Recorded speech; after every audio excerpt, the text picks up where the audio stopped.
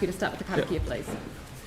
Ka tukuna te karakia, whakataketeho ki te uru, whakataketeho ki te tonga, kia mā kina yuta, ki mā tara ki tai, ahi aki ana te atakura, he tio, he huka, he hohu, tihe moriora. Kia ora. Thanks, Mike. Right, for today we have apologies. We've got apologies for lateness from Councillors Chu, Goff and Kewen, who have CDHB commitments this morning. Do I have a mover for those, please? James and Sam seconding. Aidan, we're taking off Councillor Scandrett because we're likely to finish before then. Yeah. All in favour, please say aye. Aye. Any against? Carried. Thank you very much. Declarations of interest. We have declarations of interest for many people for various things from the funding today. Many of those will have come through from the workshops. Are there any other declarations of interest? Just on funding. Oh, yeah, Yanni and Phil for item 20, Yep. which was PX, but we're going to bring through into the main part of the meeting, so that's fine. Item 9, just A. Item 9A for Councillor Cotter. Did you want the ones from the funding? Yeah, events? Aidan. We've got a list. Yeah, Oh, from yeah, the okay, workshop. cool. But what we will do is make sure that that when that's circulated, that that's accurate. Yeah, that is Yeah. recorded. Yeah. That's great. Thank you very much. And if anything else crops up during the meeting, just let us know. So confirmation of previous minutes, so that the open and public excluded minutes for the previous committee meetings. Do I have a mover for those, Tim? And Melanie? All in favour? Against? No, thank you very much. Okay, there are no public forum today, but we do have one deputation by appointment. So we've got Viviana here from the Phillipstown Community Trust, Community Centre Charitable Trust. Welcome, Viviana. And you're aware that you've got 10 minutes to talk to us today on the Lancaster Park paper. Yep. In the heart of your community. So welcome. Thank you. Tēnā koutou katoa. Thank you for the time and the opportunity. My name is Viviana Zanetti and I'm the manager of the Phillipstown Community Centre Charitable Trust. I'm here today on behalf of my trust. The trust was involved in 2019 in the engagement process, which resulted in the special plan for Lancaster Park. We're pleased to know that the development is going ahead. As neighbours, we strongly support the current Lancaster Park redevelopment plan. The walk around of the site on the 9th of March 2020 showed clearly the wide scope of the remediation works needed before the park can be returned to the city.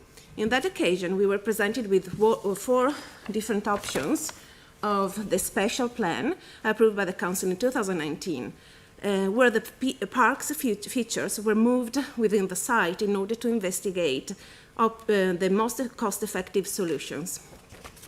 It was our understanding that the final preferred option was going to be a technical decision based on the costs and the constraints associated to the remaining foundations. I guess that the preferred option has now been identified and represents the grounds for the development phases scheduled in the report for the next months. The Phillipstown Community Centre Charitable Trust would appreciate receiving an update about this to share with our communities.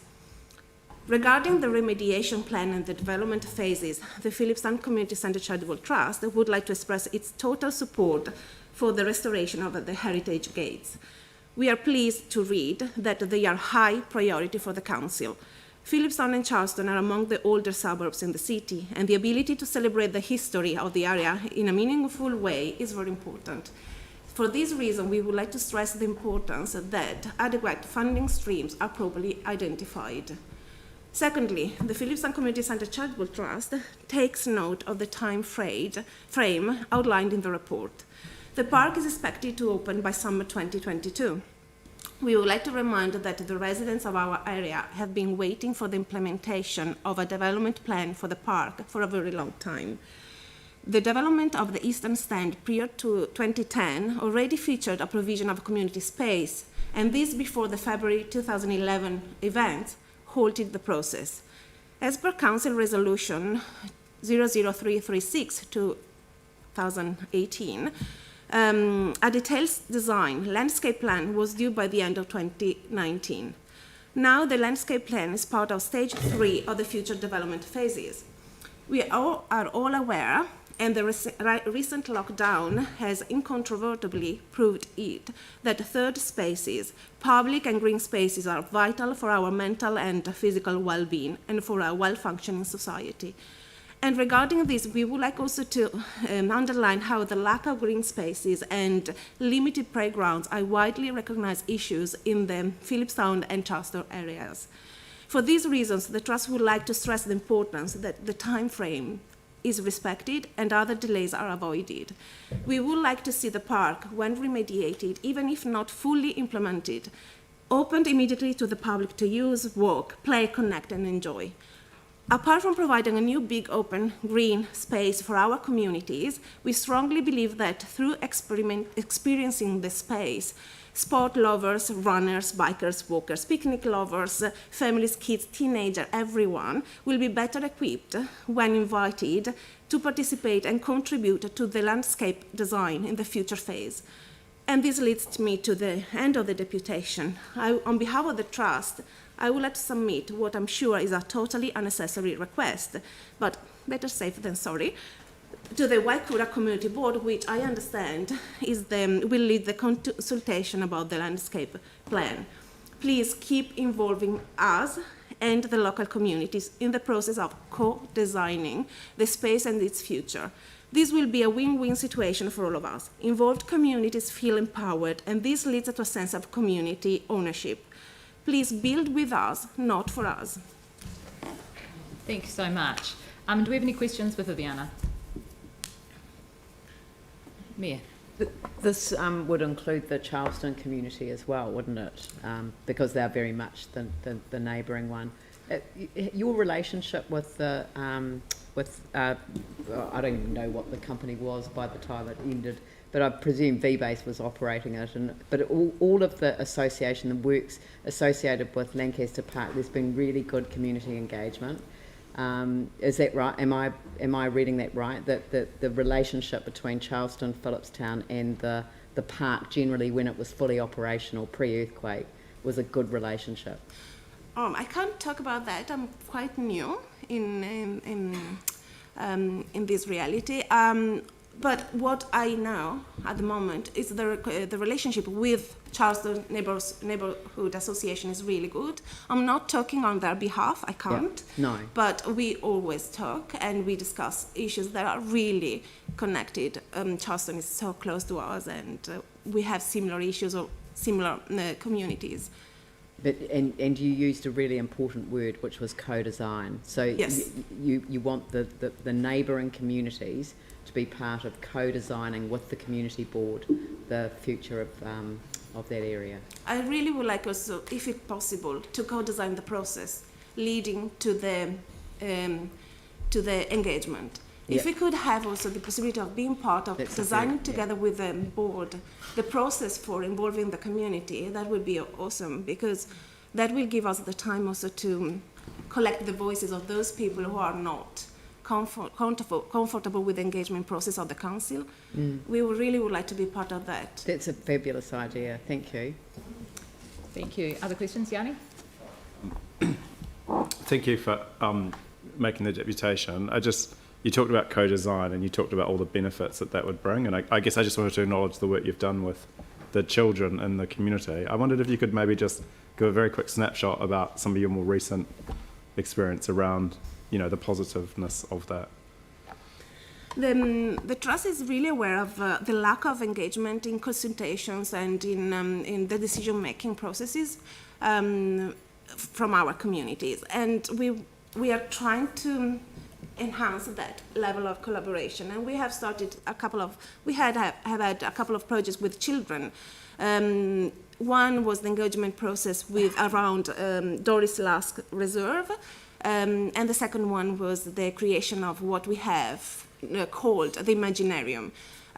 During the January Oscar program, holiday program, with the help of Wendy Hodinot, our children explored the space, decided what they wanted to have in our green area. And then they started talking together, and from different ideas, they went down to one common project. And then after all these phases, they built together what was supposed to be a tree house, but we couldn't have a tree house because it was too dangerous. So now we have a sort of tree house that is called the Imaginarium, that was designed and built by the children. The idea is to give the children the idea that their voice is important and they can contribute to co-design the spaces, but it's also important for them to listen to the other ideas and to have a sort of, to melt all the ideas together and to compromise. That's lovely, thank you. Any further questions? No, thank you very much for your deputation. Really well received. And we will have we'll bring the paper forward, but it'll be just after Chrissy Williams' presentation. Thanks, Viviana. Okay, so now we have Chrissy Williams here to present the Te Tera Kahikuhiku minutes and a presentation on those and the Transformational Land Uses group. Welcome, Chrissy. Oh, sorry, we discussed that in the informal. There was some.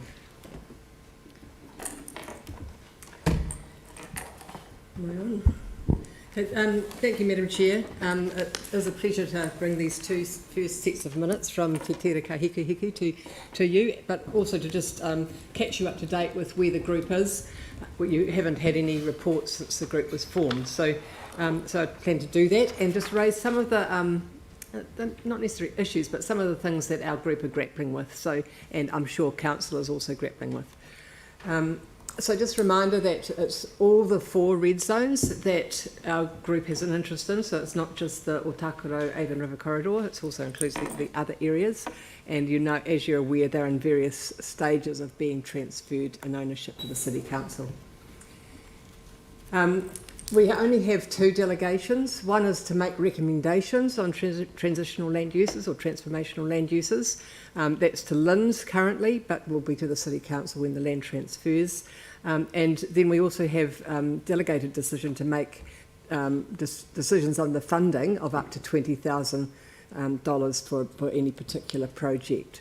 And that's coming out of the funding that you allocated into the corridor or red zone fund. So, and I've got a plus in there because there was some money allocated in that for various technical work that may not be needed, and I guess we're hoping that that may transfer to us as well, although we may have difficulty allocating that over the next year because that's when the fund finishes. The other thing on that is that if people make an application for any funding greater than $20,000, we can make a recommendation to you and you make the decision, this committee. So the idea of the group, and you'll again be aware of this, is to bring some community knowledge, community connection, and that's from community board members, it's from community, it's from young people, it's from iwi, and we have got a really mixed group, and are bringing those kinds of things. We have pretty good decisions so far. So, sorry, you can't see some of this because of the symbol. Do we have anyone on Zoom at the moment? So the group was formed. You appointed the community board people and myself and the 2 iwi representatives, Shane and Gail, and the 8 of us then selected the 5 community people from applications, and they were appointed quite a long time back now, quite early in the year, but we've waited until we could actually physically meet. We waited till after lockdown to meet. So on the 10th of July we had our induction meeting, and the whole group, in fact all 3 meetings we've had full attendance. So that's our lovely lot, there are all 13 of us, so of various heights and genders and all sorts. And just again, reminder about our meeting process, and this is defined in our terms of reference. So the meetings are not open to the public, so the agendas are not circulated publicly before the meeting. The group gets them, and the reason for that is there's confidential information comes through about some of the applicants, and we want to be able to have really good open discussion. The we are going to be receiving deputations by appointment, and we have some scheduled for our next meeting next week. The land use applications are presented in a report prepared by council staff, by Anna and Jackie at Shirley Service Centre, and with input from LINZ and from a number of City Council staff around land drainage and ecology and planning and those kinds of things. So we get a good base of information. The staff don't make a recommendation to us, we make a recommendation back to them. As you're aware, the minutes are published after the meeting, so we're aiming for within a week of the meeting, and then they are put up online. And they're presented to your committee for receipt. So that's the process. I think officially we're a subcommittee of this committee, but reasonably independent. So I do want to acknowledge the staff that have helped set us up. So Kate Russell was really involved early on. Brendan's the Red Zone manager, he's here today. And then from Shirley Service Centre, we've got Chris, Anna and Jackie, and Glenys and Lucy are two LINZ people that attend our meetings and advise us on the LINZ process and LINZ input. So we had our induction. It was very much about how we work, but also quite a lot of information about City Council interests in the red zones.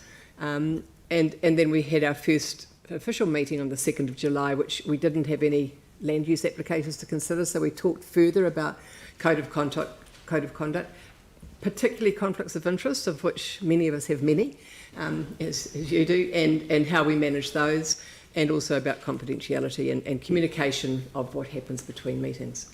So the 5th of August minutes, which you have in front of you today, is they're unconfirmed. They'll be confirmed at our meeting next week.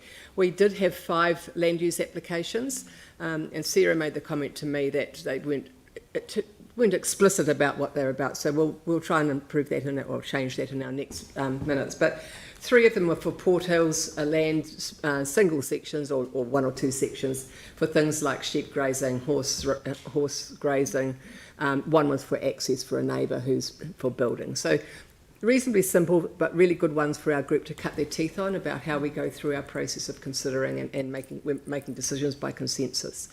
1 was an extension or a variation to a lease from the Ava Forest Park, or Takaro Forest Park, I got told off that the other day, to extend a couple of sites that they have an overarching lease for a number of sites around the corridor, and they wanted to just change a couple of the sites to expand on them. So that was, again, reasonably simple one.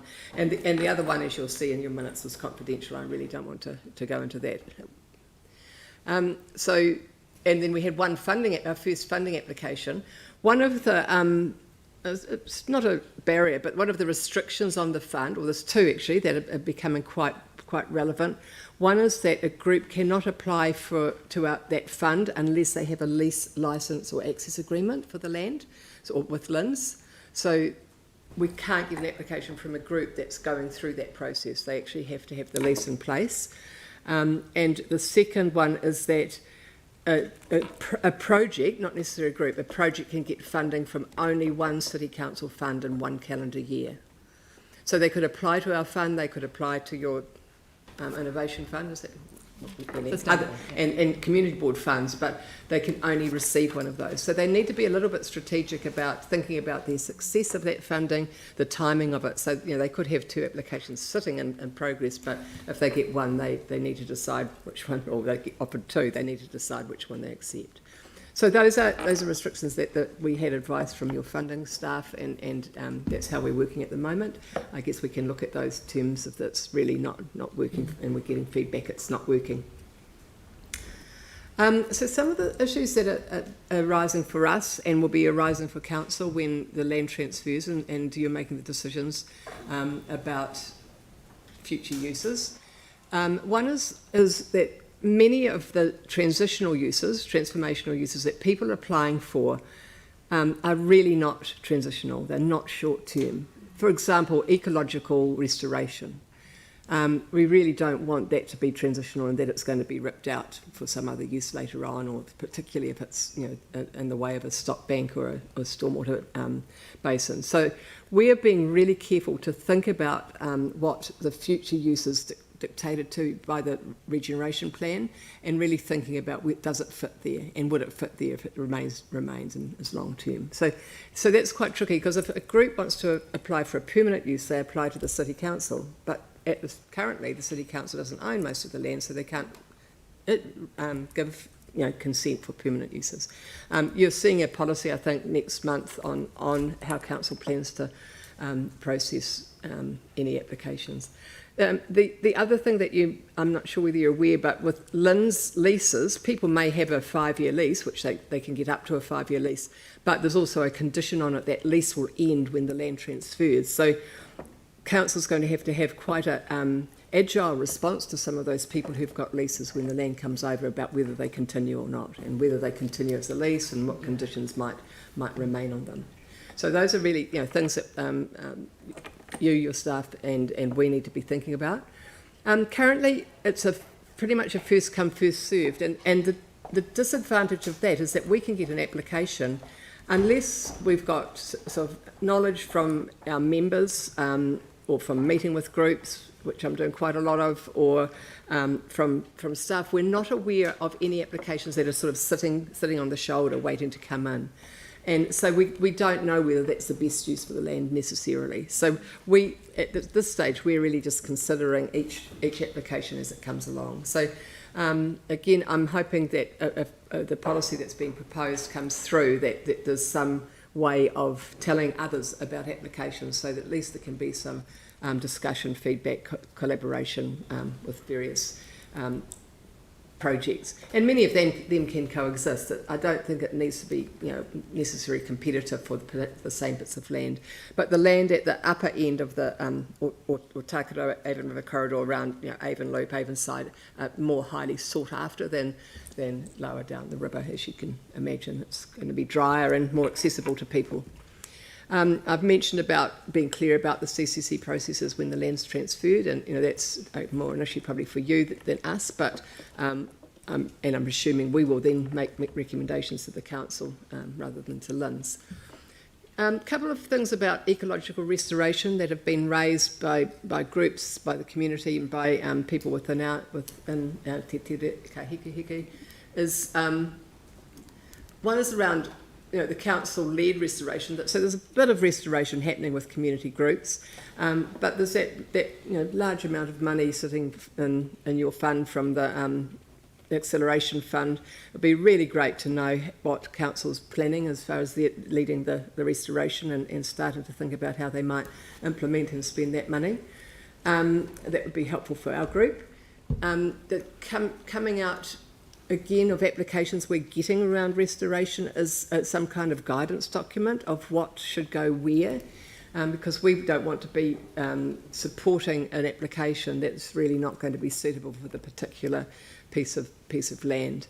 And one that's come up recently that I'm sure you're aware of is having some kind of register of all the restoration projects that are happening with community groups, with council, with Avon Otakota Forest Park, so that everyone knows where there's planting been happening, and also included in that register who's maintaining them and if they're being maintained, because planting's easy, maintaining's not. So I think those are some of the things that have arisen.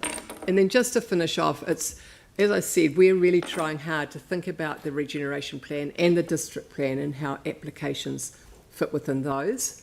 Just to get rid of any uncertainty, the regeneration plan is a statutory plan, and under the Regeneration Act, council can't make decisions that are inconsistent with it under the RMA, and the LTP can't be inconsistent with it as well. So I think that's fairly clear guidance from the Act that the regeneration plan is something that we need to be reasonably taking seriously, and would be good to think about that regen plan before you get too far through your LTP process.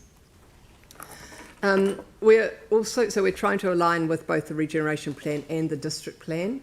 So regeneration plan is reasonably flexible, especially in the green spine is really around restoration. The reaches is quite a lot of flexibility in those, so that's fine. With the district plan, it's more defined, and that's the development plan coming from the district plan that was inserted by the regeneration plan, inserted into the district plan. And one of the things we're struggling with is on the district plan, there's things like housing overlays. So there's overlays for edge housing, trial housing, but the rules are written so something else could go in there, get a consent to go in there reasonably easily. So our quandary is, should we be letting other activities go into areas with housing overlays, or should we be preserving that area for housing and trial housing and tiny housing or whatever people want to try and put in there? So the district plan doesn't limit those areas to trial housing. It says if you want to do housing, these are the areas you can get into easily with a you still need a consent, but I think it's only restricted discretionary and doesn't have to be notified. So yeah, there's these kinds of things, and these are all related, like that's related to the transitional permanent stuff. And just the last thing, there's a few pages, well there's a lot of pages in the regeneration plan, but there's 3 pages about what should be happening first, remembering that someone has to follow it, it's not defined who should do all this. But it talks, that list down the right-hand side talks about the things that need to be done in the short term. And I think the first 3 that I've ticked there, the encouraging transitional uses, that's happening. You've agreed on land ownership, and amalgamation of titles is starting to happen. But there's quite a long list of what should be in an implementation plan. And I'm not sure where that's sitting and who's doing that, but I think it's really critical and you need that in place before your LTP. There's a suggested set of guidelines, and I've mentioned the ecological ones, but there's a whole lot of others around SIPTED and design and things that, again, should be part of that implementation plan.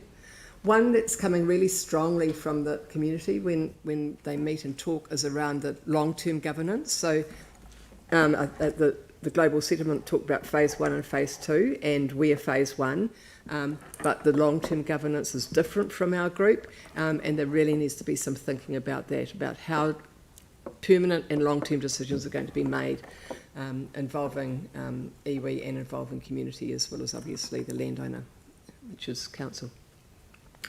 And then there's some other sort of specific things around infrastructure, and that's not just council infrastructure, there's a whole lot of other providers in there with fibre and those kinds of things that need to be decided where they're going to, what's going to stay and what's not. And the living laboratory, I know there's some people working on that, but that was again part of the region plan. So those were issues I just sort of wanted to let you know that we're dealing with. That in summary, the group's working well, people are really committed, they're attending meetings, they're involved in meetings. I'm really thrilled with the way that the group's working. The community people are strong and can hold their weight against the community board people who are sort of more used to sitting around tables like that. And it's wonderful having Shane Tiaka and Gail Gordon there from Ngāi Tuhuriri and Ngāti Wheki. So that's me, Madam Chair. Thank you so much, Chrissy, and thank you for the work that you're doing in leading the group, and can you pass on our thanks to the group at your next meeting? That would be really good, thank you. Thanks for outlining both the work that you're doing and the issues that have cropped up. Really good to hear about that, and I know that there'll be some questions from councillors. Melanie. If a group was wanting to use a bit of the red zone for a transitional use, what is the best method? Do they contact... Look, I know of a group that's trying to be in contact with LINZ, but they've actually not had a response for about a year. Whereas they had before that. So would it be best to go to the staff that are part of your group instead? No.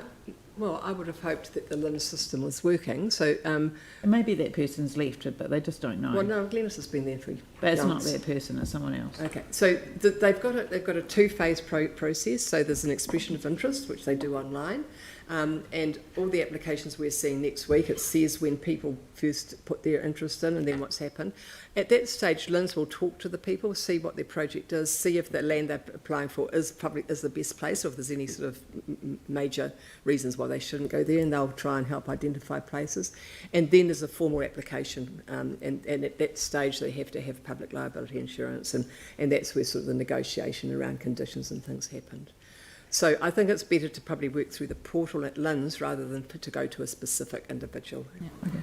I think what we might do is, Brent, if you could make sure that a staff member, someone forwards the contact details to all councillors, so that when they're talking to the community, that we've got that to hand. There's also a guidance document that Lynn's prepared for our group, but also for the public, that describes the process, and that's as a PDF on their website. So I can send that link through to Aidan, and he can get that through to you. Great, thank you. Anything further, Melanie? That's all, sorry. Oh, great. Then Andrew, then Anne, then James. Thank you. Thanks very much indeed for the work that you and the group are doing, and also for highlighting some of the issues or things that we need to be thinking about this morning as well. I just wanted to come back to one of the matters that you raised early in the presentation, the need for a lease to be in place before a funding application can be considered. And on the face of it, it looks as though that could be problematic because, of course, the need for the lease and the ability for the project to be delivered because it's funded in the eyes of a project manager or a person applying would seem to go hand in hand. Does that lead to a risk that a lease might be granted for a project that's not capable of being delivered if the funding wasn't granted and that's part of a separate process? Is there not a need for a more joined up approach there? I'd be interested in any comments. Yeah, it's a really good point, Andrew. What I'll do is I'll go back to the terms of reference you set for that fund and see if that's in there, or whether it's come through the staff recommendations, and see how much flexibility we have to change that. I'm not. Sam's not here to help us with that. There are other funding sources that people have, but they indicate in their application whether they're intending to apply to the Red Zone Fund. So. I think it is going to limit our ability to distribute that fund. I think we end up with we'll have money left over at the end of the financial year, and if we can't distribute it to more widely and sort of a bit more enabling than we can at the moment. So it might be good if it does lead to some unintended outcomes. It might be good for, once you've done that bit of work around exactly where that comes from, if something needs to change so that we can get best value out of the fund, it might be good to hear that. Thank you. And it is council policy about the single one council fund, I presume, but I mean that could be questioned as well. And sorry, just lost the other thing that I was thinking about. Great, thank you, Anne. Kia ora, Chrissy, thank you. You were saying one of the other sort of tensions is helping groups to know what other groups are doing. So have you given any thought about how sort of a helicopter view or how that information could be somewhere available for groups so that they can see that what they're proposing isn't going to perhaps conflict with or, in some way reproduce something that's already been planned without, sort of compromising that confidentiality thing that you talked about as well? I think the confidentiality thing, not for us, but for the groups, gets overrated. I mean, I think people have to be open about what they're proposing because they're meant to be talking to neighbours before they put an application. The Avon or Takaro Network have got a map on the wall at Avebury House that tries to identify some of these proposals that people are thinking about. And Lynn certainly have when their expressions of interest come through, they have that list, but we aren't privy to that. So that's probably something, again, we can open up, and especially when council's doing it, hopefully that will be more transparent. And the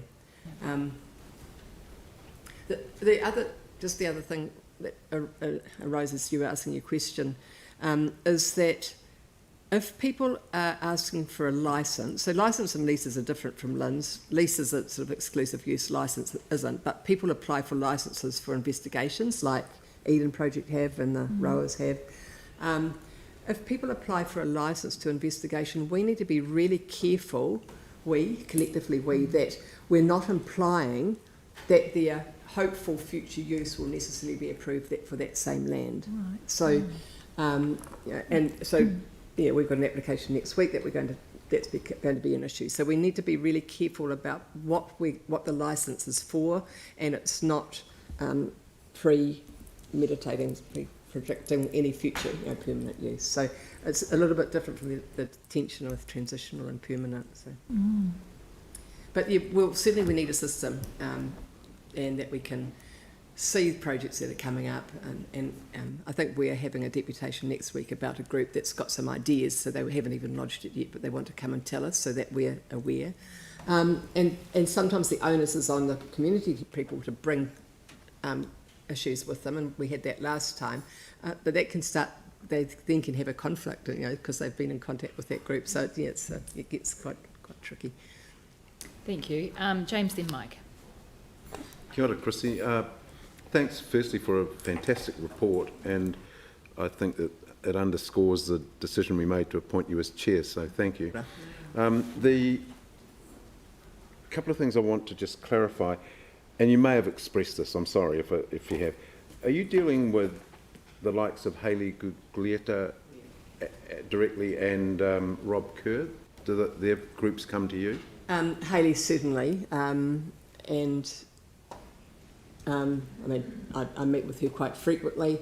I'm trying to get her to have her hats in a row, so we're really clear what hat she's wearing whenever we're talking to her or she's talking to us.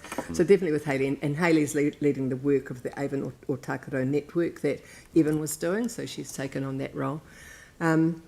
Rob, I'm occasionally meet with. I still haven't got my head around his proposal. I'm not sure who has, but so I am aware what Rob's proposing, but that's not part of the mandate for our group. Right. That would be for permanent uses, and I think it's a direct application to the City Council. Thank you. Thanks for clarification. And then just another small point. Do the community members get fees for this? Yes, they do. Oh, good. It's based on the Canterbury Water Management Zone Committee's Cool. Thanks. structure. Thanks for that. Mike. Kia ora, Chrissy, for you, mahi. It's actually an excellent and very clear presentation, which is great. And I guess through you, Chair, I'm sure that we've been identified a lot of issues and opportunities. So we're going to create a pathway to make sure that we actually can consider what we've heard today. Yeah, in a minute I'll ask Andrew to come forward, or Brendan's nodding, so one of the two of them to have a quick chat. Yeah. So a question, I guess, is obviously at the moment you have delegations up to 20k, and then there has to be a recommendation to this committee. Do you see that as a potential barrier at all? No, I mean, what I think will happen is we'll get a lot of applications for 20k. Yeah. And that's fine. I mean, I think 20k is quite a reasonable amount, and then there's other sources.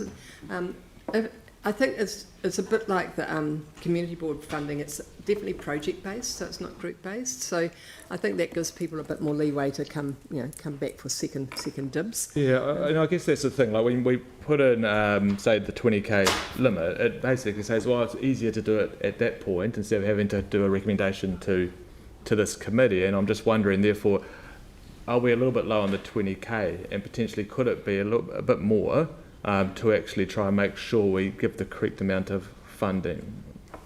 How long is a piece of string, Yeah. Mike? I mean, that's your decision, not ours. I was just valuing your opinion. Yeah. I think 20k is reasonable for our Okay. group to be distributing, and I do think it needs to, anything. I don't know what your normal allocations are, but I think anything more than that would be good to have some second eyes over it. Okay, thank you. Thank you. Pauline, then Yanni. Okay, Yanni? I was just wondering, are you guys involved with the Eden project at all? Not specifically. So, and again, so Eden Project have a licence for the area north of Carlishaw Street and the Avonside Loop to do investigations, so that they don't have exclusive use of that area. Right. I guess I was just interested in your comment around the idea that groups come, versus permanent versus transitional, and just obviously that's a project that has been given permission to do something. So I just kind of, was just interested to know how that gets resolved going forward. And groups may, when they get a licence to do investigations, might then imply that they've got that land for the future. And what I'm trying to say to you is that's not necessarily so, but there seems to be this assumption. And probably the same for the Eco Sanctuary, probably the same for the rowing group that want to widen the river, that they presented to your annual plan submission. So, I mean, I'm meeting with a lot of people who are wanting to meet with me, and I talk with them. I talk through the process, so I'm aware of what they're doing. But we're not advocating for any particular projects. That's not our role. But I guess what I'm trying to understand why you'd give a group sort of temporary transitional permission for something that was going to be permanent. Why wouldn't you just make the decision around the permanency? Well, one, we can't. We can Well, I only do guess as a transitional general, uses. yeah. They get a licence from LINZ to do investigations. So geotech, Okay. so for example, the Eco Sanctuary might want to go in and look at where they could put the fence and do the investigation. Right. So it's just saying it's okay that they're in there doing that stuff. Ah, But other people can still use the area. People can walk through this. Some places there's leases within the area. They've got a licence, like Avon or Takaro Forest Park have got a lease for an area where they're doing restoration within the Eden licence. So it's just, and then LINZ also has an access agreement, and that's more just for things that people want to get into an area. And I think there's the truck driving from Namata Wakara is in one of the areas with an access agreement. So, my understanding, and Andrew and or Brendan can correct it, is that the council process won't have such legal documents sitting behind some of the shorter term. Is there a register of all the licence documents where people can look and see who's been given permission to do what and on what basis? Yeah, LINZ have got that on their website. It's all on So they've the got a spreadsheet. They've also got an interactive map that you can click on any site and see who's got the lease. We've got access to that, and they said they're going to make that public. I haven't found it public yet, so that's something we need to encourage LINZ to do. Thanks for your And it's really good. I mean, you can see who's got leases and licences and. Yeah, thanks for your presentation. I guess the idea of the implementation plan will be a question for staff, which we'll That's right, yeah. hear from shortly. Thanks. Any further questions for Chrissy? Leanne? I just often think that, and thank you very much for your report, and in fact the report was better than just receiving minutes of meetings, so it was great that you could come along. I just wonder whether, because sometimes when we set up terms of reference for groups, when we're in a new sort of space, we sometimes forget to put in a term of reference that basically says recommend next steps, or future options, or what you've learned. So at what point in time do you think you would be in a position to provide us with some advice? I hadn't realised we've got essentially less than 1 year to sort. I didn't realise that leases came to an end at the end of June next year. So we'll need to obviously address that, and the staff will address that in the implementation plan, I guess. But I just wonder, at what point do you think you'll be in a position to come back and say, well, this is the kind of advice and recommendation that we would give you? Because I'd be more than happy to see a term of reference added that would actually invite you, based on experience, to give that advice to us before we make the next step decisions about the governance of the residential red zone. We'd probably just do it anyway, Yeah. Leanne. But if you want to give us that as a directive, that would be fantastic. I think also, I'm not sure whether it's the group or whether I'm talking as not necessarily the chair, but the governance stuff. Some of us have done a huge amount of work on the future governance, and I think working with staff, it would be really good to put together some really deliberate sort of possible structures, because everything so far has been quite vague, and for you to really think about what you're willing to delegate and what you're not willing to delegate to that future zone. So really happy to do that, and if you want us to do it, you direct us whichever way you can. Yeah, I mean, there's no rush, but I do think that we need to be thinking over the next year, because as you say, we've got to build the implementation plan into our LTP, and the governance structure will be a part of that that process. Yeah. And my tenure as chairs runs out next June, so. Yeah, I think We've got some work to we've do. undercooked that as well. So, but congratulations and thank you. Yeah, thanks, Liam. Thanks so much, Chrissy. And we look forward to the next one, and I'm sure that we will chat in between. If you can indicate how, because you will get minutes monthly now, how frequently you want an update. Well, I guess we can assess between us if there's something particular in the minutes that people might want to hear Yeah. a bit more detail about. No, So, that's great. Thank you. And we'll catch up about the terms of reference and things as well. Thank you so much. Thanks very much for coming. Thank you. Andrew or Brendan, would someone like to come up and have a quick chat to us, or both, about our next steps? And I know that I'm pretty sure there's a workshop coming up, separate to the policy stuff next month. Okay. Yeah. So. You've got the two Brendans. I'm not sure you know me, but Brendan Winder has also joined the team as the residential red zone manager, so is in daily contact with Chrissy and many of the proponents in the residential red zone. So welcome, Brendan. Thank you. Right. I guess the key things that come up initially are the implementation plan and that long-term governance. So where are we at in the process for organising that? Maybe if I talk about the long-term governance aspect first of all on the exchange, Leanne, with Chrissy just then. So just to remind everyone, we established the group a year ago, and at that point in time proposed a 2-year period, and we're now a year into it and with a year to go, and I think our objective over the next few months is to figure out whether that time frame is in fact the appropriate time frame. So as Chrissy said, the group has started to meet and have started to make their first decisions, and with COVID and with the delays through the global settlement and setting up the group, they kind of lost a year's worth there. So we'd always intended that we would keep a close eye and evaluate the success of the group, and so that'll be a decision that we'll work with council on about whether that timeframe is appropriate. The challenge with the long-term governance, and councillors will remember, and Chrissy referred to some of the work that she did independently, amongst others, with the case studies about the various long-term governance models for these type entities, both globally and nationally in New Zealand. There's no single model, so there's no kind of master template that you must follow, so that gives a fairly wide span of choice, and I also think it's critically important, and we've just started the conversations principally with Ngāi Hiri, that we think about this in a long-term approach. So there's not a rush to establish the long-term governance model, and we in fact might do better to get a longer period out of the current governance arrangements. This is one of our first steps in terms of community governance arrangements, and I hope you share the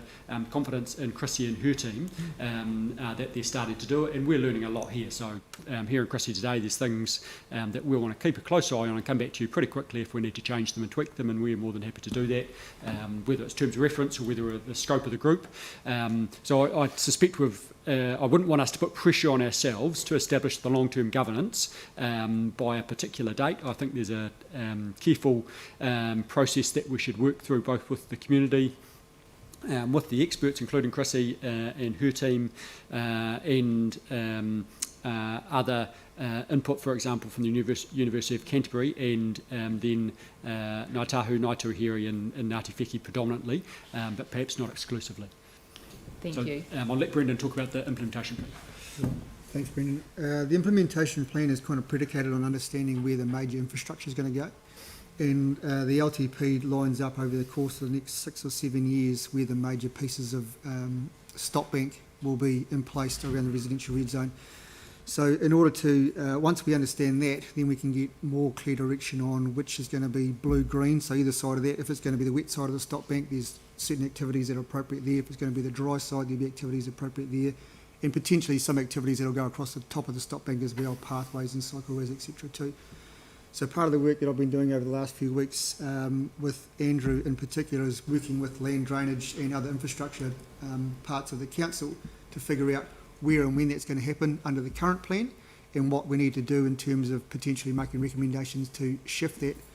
If we can bring it closer to the current period, we can have more certainty around timing, emplacement, etc., and that'll give more certainty for third-party proposals and the governance group as well too. So the implementation, the aspects in their funding, sequencing, etc.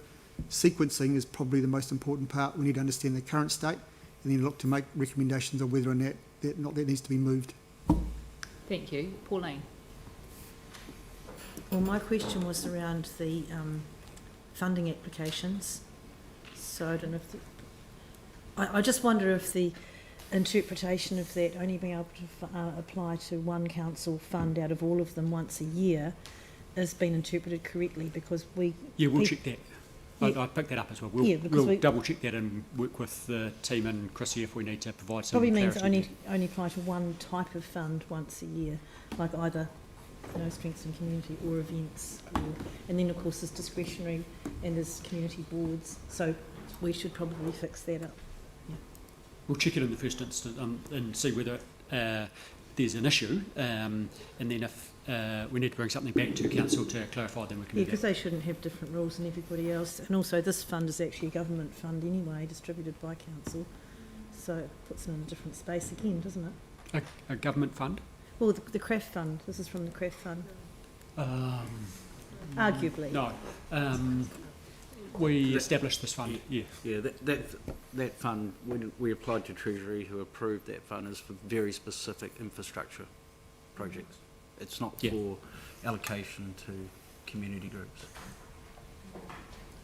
So that's specifically for the City to Sea pathway, the ecological restoration, etc. So the issue that I'm trying to point out is about the groups not being able to apply to more than one council fund a year. Yeah, we'll check that. Yeah. Yep. Thank you. Any further questions? Leanne, then Tim. Just the process for the for the because I sort of shudder when I hear hard engineering solutions as the first point of call, especially in this environment. So my understanding from way back when this process began was that the further the stock banks are away from the river, the lower they need to be, which gives a lot of options for areas that can flood in times of high, of storm events that create additional flooding. So through the development of wetlands in various areas that around the river, and there are obvious ones, but there is an issue of New Brighton Road. So I would have thought that, at what stage are we going to kind of workshop that? Because I think that is going to potentially delay some of the ambitious projects, which actually could be catered for if we made those decisions earlier.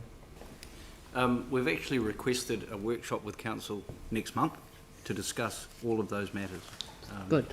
Of this committee. So following next month's meeting, we Richard and Helen and I and Brendan and co will come in and workshop with you and get clarity on what your expectations are, so that if we need to amend the LTP accordingly, we can work that through with you. Yeah, I actually think it might be better not just to do that in the context of on the back of this committee, but actually to do it as a full council briefing, because it covers two committees, land drainage and this one. So because it's a mixture of both, I'd rather that it be a council briefing. So we'll find a time, but I agree that it's a priority. Thank you. Thank you. Tim. Thank you. I guess following on from Leanne, the fact of that, I do think that needs to come to council. I guess my question is, we really need a heads up as soon as possible, the pressures, the financial pressures that the development in the area will cause to the long-term plan, and to manage those. And I guess a real heads up to councillors with regards to that. Yeah, that's what Andrew's saying. We should start to plan that, and then the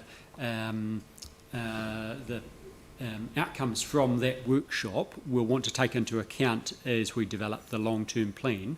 I've said fairly consistently, you have sufficient funding available in the long-term plan, but the issue might be the sequencing and the timing of that funding.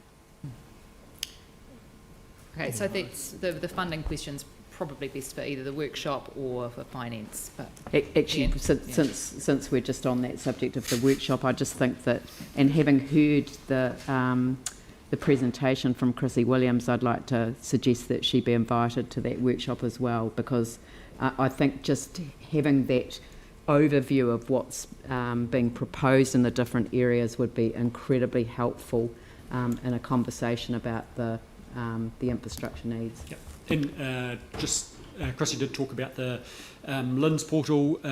We are well prepared to do the same, and we want to make a public portal so that we address the issue that Chrissy's talking about, that sometimes there's a risk that individual project proponents might sit there kind of below the radar.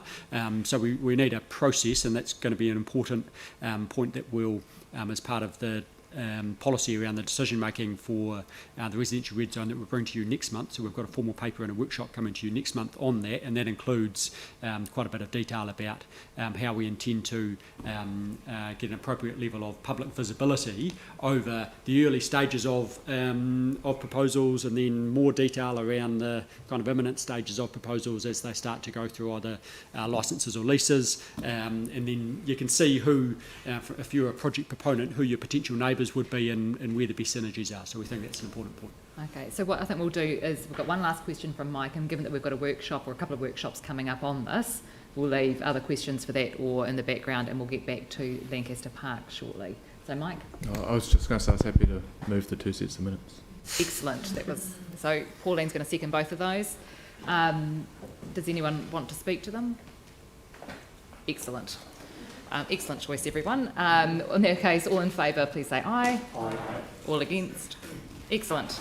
Carried. Thank you very much, and thank you, Chrissy.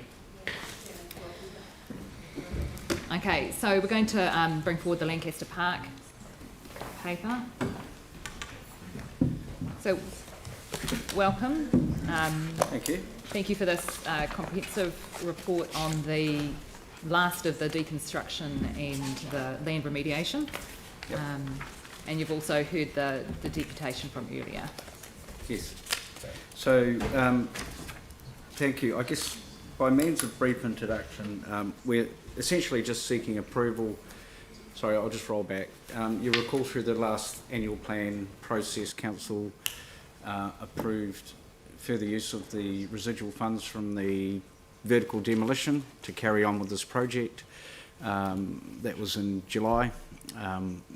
We're here in front of you now to seek approval to effectively go to the market. We're going to the market with a kind of a semi-design construct approach. The site itself is relatively complex in terms of what's left on the site and the final outcome, which from this project will be a green usable park. And the sooner we get to the market and engage on essentially large-scale earthworks design solutions, the sooner we'll be able to then have an outcome and be able to start the engagement process for the detailed design of the spatial plan. So probably David's here to sort of help support any questions you may have, but yeah. That's great. Thank you. Do we have any questions from people? Yanni. Thanks. I just think it'd be good to clarify, based on the deputation we heard around the spatial plan. You know, is there a new spatial plan that's incorporated what the further things that have been discovered after the original one was signed off, and how is that going to be communicated back to the community?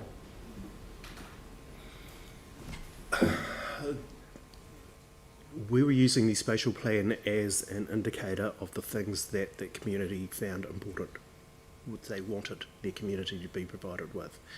At this stage, due to the complications that we've inherited on site, we still anticipate being able to incorporate all of those spatial plans in some sort of method, but maybe just not where and within the time frame that was first established.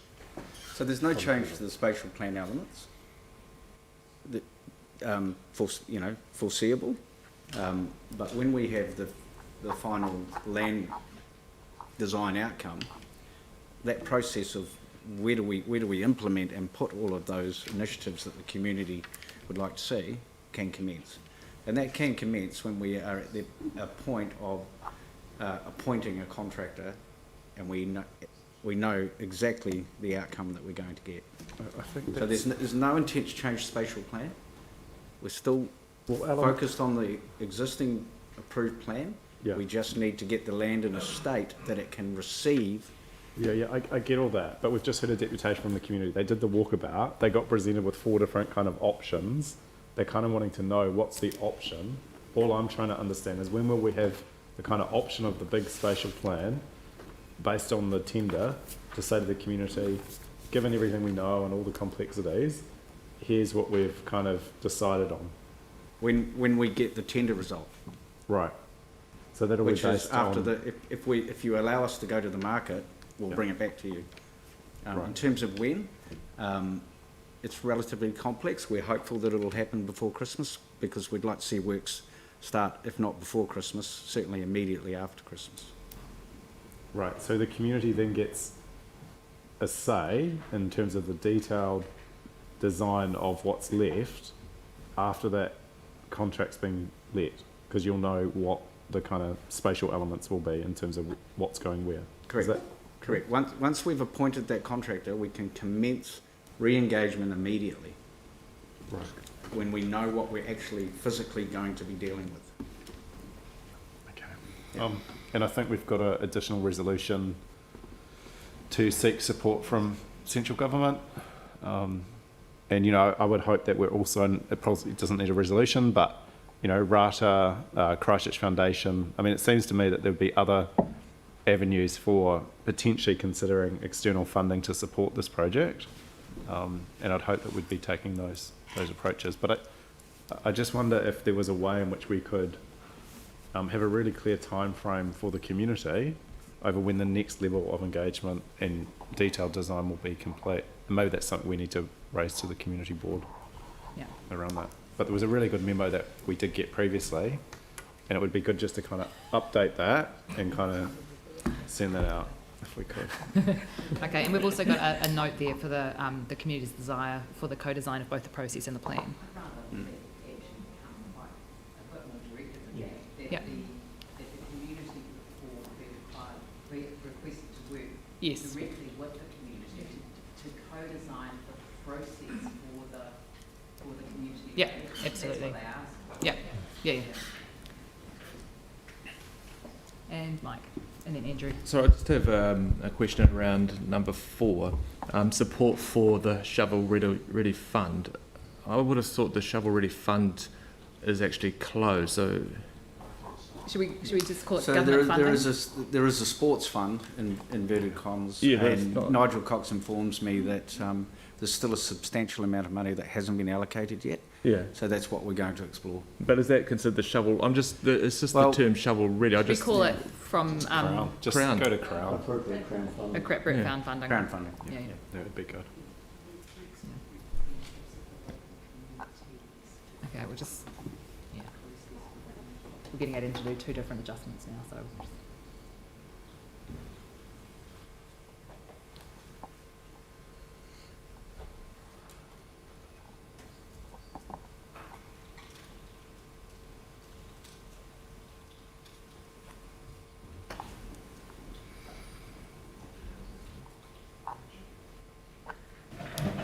Okay, and with number to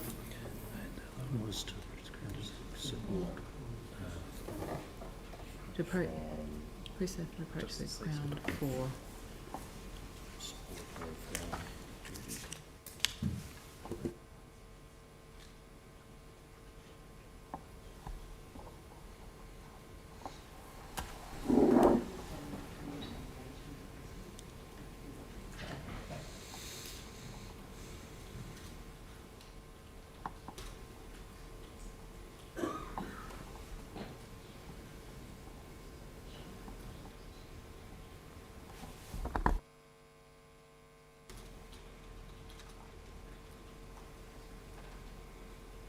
and then take out the extra fund.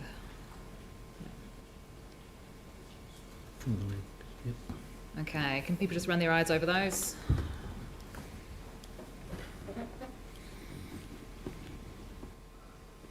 Okay, are there any further questions of either Andrew or David up there? Yanni? The other thing I was going to check on is we've got the FIFA Women's the FIFA's Women's World Cup in 2023. Has there been any consideration given to what sports grounds would be utilised and whether this would be a ground that we could approach FIFA for support? Yes, they have, and they've been included in Council's bid. Sorry, was the second part of your question about this, or utilisation of this part? Yeah, like the construction standard doesn't meet the international standards that they require, and it won't have the facilities available. They need to be available to be seen now. So Council's well resourced in supporting that, and they've already been included. Can we get a memo around what facilities are being proposed to be used and what FIFA's contribution will be? Here we update on the bid. Yep. That would be quite helpful. Thank Thanks. you. Andrew. Mine was exactly the issue that Mike raised. Okay, great. Anything further from anyone else? Jimmy? I'm not sure this Lancaster Park, for the community, the use again, whether it has been put on the part of the council, the community facility, the network plan or not yet. It's part of council, the overall community facility network plan or not, just separate. Park. So the network plan, Kelly and our team's leading the network plan process. It's currently in its final stages of consultation with the sporting community, and it should be coming to council shortly. That covers the whole, the overall view. Yep. Yes. So, it's in production and it's not far away. Yep. Thank you. Anything further from anyone? No. So we have 5 recommendations up there. Resolutions. Anyone to move? Yanni? Anyone for second? Anne? Any debate? Yanni? Thank you. I just want to start off by acknowledging the Phillipstown and Charleston communities. And I think the Mayor raised an interesting question of the deputation. And in some ways, it's I guess as a councillor or an elected rep for that area for the past at least 15 years, I'm well aware of some of the historical relationships, and I would just commend Charleston and Phillipstown communities for having one of the most constructive, positive relationships out of anywhere, probably, well, definitely in New Zealand, possibly anywhere in the world with a major stadium right next door. They were always positive and constructive, and just to also acknowledge V-Base, who actually did change, and there was a bit of a period where things weren't great, but actually it was in a really good space before the earthquake, which was why it was so devastating when the stadium was lost, and obviously there's been decisions to move the stadium out of the area. So this is a community that has been very patient and has been doing as much as they can, but they lost their school, they lost their stadium. 2 of the most iconic parts of this community have been moved on and moved away. And so I think it's really important that we commit as a council, and we do work with central government around an obligation to actually reinvest in this area. It's an area that I think certainly needs the reinvestment. It is one of the areas that has had huge density of housing and intensification of housing, and at the cost of trees and green space in private households, but also does create a need for, I think, some public green space and amenity. And finally, I'd just say that, if you went to the Phillipstown Hub and saw the amazing work that they're doing with all people from a very diverse background, but actually the children, when they co-designed and created the Imaginarium with the children, it was the most stunning process of saying to a community and to children in a community who often don't have a voice, you are important, you can make a difference, and you can have hope for living in a better environment. And these kids were absolutely extraordinary, and the people that worked with them were also extraordinary. And I think what a wonderful opportunity where council in the past has, in terms of the Charleston Neighbourhood Improvement Plan, been recognised for having a really great community engagement and positive relationship with the local area of co-design. Let's do it again with Lancaster Park. It's a wonderful opportunity, and let's embrace it. Things haven't happened as quickly as I personally would have liked, but let's not go back. Let's look forward, and let's really make sure that this can happen. I think COVID-19 gives us an opportunity to look at government funding. They have set up funding for areas of social deprivation and inequity around sports and recreation. They've also put a huge investment into a number of shovel-ready projects, and I think this one actually meets the category perfectly. So I'd ask you to support this today. Obviously, there's a long way to go, but this is another step on that really important journey. Thank you. Thanks, Yanni. Anyone else? No, in that case, I'll put the motion. All those in favour, please say aye. Aye. Any against? It's carried. Thank you very much. Thank you so much, Viviana. Thank you. Okay, so now we move back now to item 9, which is the approval of extension of time for heritage incentive grants. And Pauline's got a conflict for one of these. And Brendan's here to talk to these. Thank you very much. What I might do is take the reports as read, I think. Do people have any questions? Tim? Yeah, thank you, Brendan. Just with regards to the Canterbury Street in Littleton, it seems that from reading from the airport, the report, that the issue has been internal with the owners. So I'm just wondering, are there other projects that we could fund that are more synchronised? Because this has been going on for some time, and I would have thought that the amount we have put towards this was quite generous, and I realise there's quite a cost to doing this building up, but I would have thought and expected them to be a hell of a lot more organised when they were given this kind of funding. Yeah, tricky for me to answer for them, obviously, but they came to us initially. This is an extension to a grant, obviously it's not a new one. So they came to us initially 2 years ago, and they had very, very positive plans, and they were really keen to crack on with it. And various things have changed, and as things do. And some of the people that they brought in to be partners in that had other areas of interest that diverted them away from this. So I look at it as a what is the potential for the building? If these guys don't do the work, who else is going to come along and do this kind of work? They do own the building, and they know what they want to use it for. It's just taken them a little bit of time to get around some of those financial problems, particularly following COVID. They had a tenant in mind who then they lost, and it's keeping the thing on track. Yeah, it's taken longer than I thought, but I've been told recently that things will really crack on. They're actually very keen to get the decision today so that they can proceed and start on site soon. So although it has been delayed, I accept that. I don't see that there are competing projects with this one, because we're talking about funding from, as I say, 2 years ago now, and this is a very prominent, important building for Littleton, and I think it would be hard to find an alternative use if we don't push ahead with this one. Anything else, Tim? I would like them put separately if possible. That's fine. Andrew? Yeah. Thanks, Brendan. In terms of the extension of time for the Littleton building, you've obviously had some contact with the building owner or representatives of the building owner over that. Are you confident that if we grant this extension of time today, they will be in a position to proceed quickly as planned, or in a timely fashion as planned, once we make that decision? It's not that we're going to make this decision and then it's just going to continue to languish?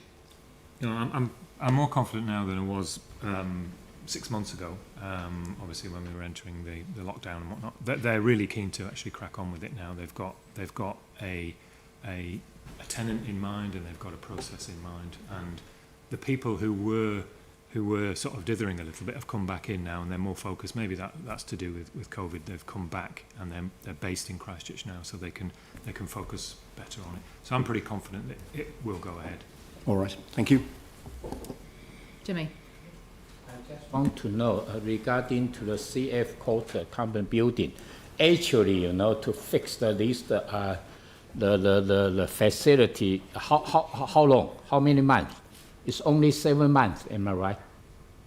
Because your extension for the 18 months, and will be the kind of project until the 6th of March.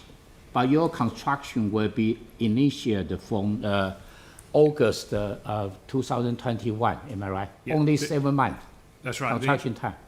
The owner of that building has a great track record in doing this kind of work, and he's looking to undertake this work in August next year. Now that is a little bit of a time frame, but the work to the facade, once it actually starts, will proceed pretty quickly. The facade has been retained. We're not.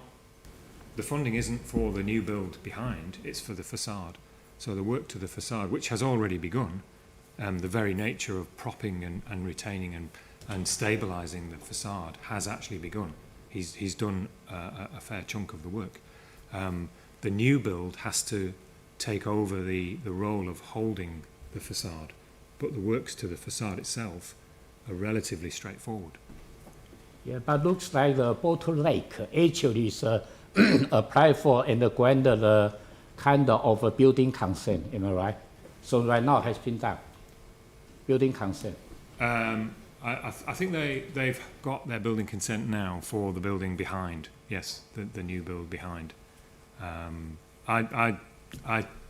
not sure what the issue was, but there was some building consent issue, and they've resolved that now. That's not really the area that I look at, but the facade has been stabilised and supported, and is now waiting for the work to proceed on the building behind. So if you look across the road to the Victoria Black building, you can see that the outcome is extremely positive for that road. It really does look absolutely fabulous, and he'll do a similar level of workmanship on this one. Okay, thank you. Right, any further questions? Melanie? Excellent. Do I have a seconder? Jimmy. Melanie and Jimmy. Do we have any debate? Andrew? Well, thank you. Just on the Littleton building, this is a prominent building right on Canterbury Street, which is one of the main streets in the Littleton town centre. It's directly opposite our own service centre at 25 Canterbury Street. It's one of the few real heritage buildings left in Littleton. The facade certainly, and Brendan probably would agree with me, is of significant interest. Certainly the built heritage values are there, but there's some significant social heritage with this building as well. At the moment it's a blot on the landscape. It would be the equivalent to Littleton of some of the buildings that we've focused on in the central city, where we've been working with building owners to get to a good outcome. Extending this grant gives us an opportunity to work with a building owner to get a good outcome here. I believe we're fortunate that somebody stepped in to do something positive with this building, which must have been a borderline case for demolition, looking at the damage. So my encouragement is to councillors to support this extension today, given that we've got a building which is worthy of the repair, an owner who is capable of doing it, and we've heard from our own staff that there's a level of confidence that we'll get to a good outcome here. So please support. Thank you. Pauline, then Tim. I totally support what Andrew said on the Canterbury building in Littleton, but also a heritage incentive grant is generally supporting what little we have left of our heritage citywide, and I think we need to actually indicate incredible respect for anyone who embarks upon a project of a heritage retention like this. It must be so much easier to shove a bulldozer through and start again, and you never know what you're going to encounter on the way on your journey when you're into these sorts of projects. So we see the results around town of where these buildings have been retained, and I think I'm proud of the City Council for contributing and encouraging these restoration projects. But the core of this is the willingness of the building owners to embark on what is not an easy journey. And if there's delays along the way, that's to be expected, and I don't think we should be critical of that. Staff have explained the rationale and the reasons for the delays. So I'm very supportive of the Canterbury Street one today and heritage incentive restoration grants in general. Thank you. Thanks, Pauline. Tim? Thank you, and I asked that they could be put separately. Yep. You'll see from voting records that I've been absolutely supportive of this fund and the other restoration that's been happening in Christchurch. However, this building was sold to director of a structural engineering company in 2015, so they must have known or had some really good idea of what they were purchasing. This is over $250,000. So I would have hoped that an organiser, a group of or an owner, was better organised when applying for this, so that there would be a bit of a smoother transition with our money. We've talked, and people have mentioned about the central city and how important some buildings are, Littleton, but there are a whole lot of other suburbs where these things haven't happened and could maybe happen if we look around. And I talk about Sydenham as one, Spraydon shops. You know, these areas have gaps in them, and that may not have if there were funds available to people wanting to protect and restore. These funds have been allocated, and I would, as I said, hoped that when they are allocated, those who have fortunate enough to get substantial funds from the council are organised enough to move on these. And I don't believe this is. I'm really disappointed because it is a feature of Littleton, but we cannot just hand out substantial amounts of money at the detriment perhaps of other areas and other buildings. So I'm not going to support the Littleton project. Thank you. Thanks, Tim. Anyone else? No, in that case I'll put 1A. All in favour, please say aye. Aye. Any against? No, that's carried. Thank you very much. And Abstention. one... Yeah.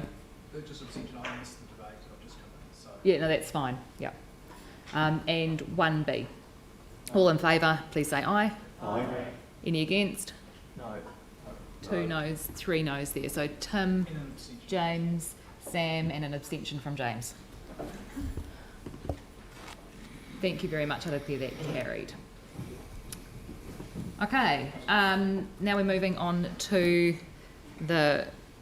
what's currently this Innovation and Sustainability Fund, and we have hopefully about 6 minutes before the break, if we time that nicely. Did we do point 2 on that? Aidan, was 2 captured? Just the noting provision? Yep, that was captured, yep. So, thanks Tony. This fund's been around for a little while now and has got a little way to go. So could you have a wee chat to us talk us through the paper and the changes? Well, kia ora koutou. My name's Tony Moore and I've been overseeing this fund for the last few years. It's been a real pleasure and a privilege to do that, and we're very lucky to still have it, so thank you very much for actually keeping it in the budgets. Over the past few years we've funded about 72 projects, for wonderful projects from the community, ranging from a tool library and a predator trap library, New Zealand's first electric plane, which is now in Christchurch, tours of sustainable homes, a whole range of things like that, including food growing throughout the city and food sharing as well. So, and it's been a wonderful fund to oversee, and this committee, of course, has been making the decisions around the funding, as well as staff delegation under 10,000. So we're looking at making some changes to this fund, and the key refinement, I suppose, is to focus the fund towards climate change projects. This council has got a strategic direction of meeting the challenge of climate change through every means available, and this is clearly a means that is available for supporting that. We're also looking to simplify the evaluation criteria to make it a bit clearer as what we're asking for.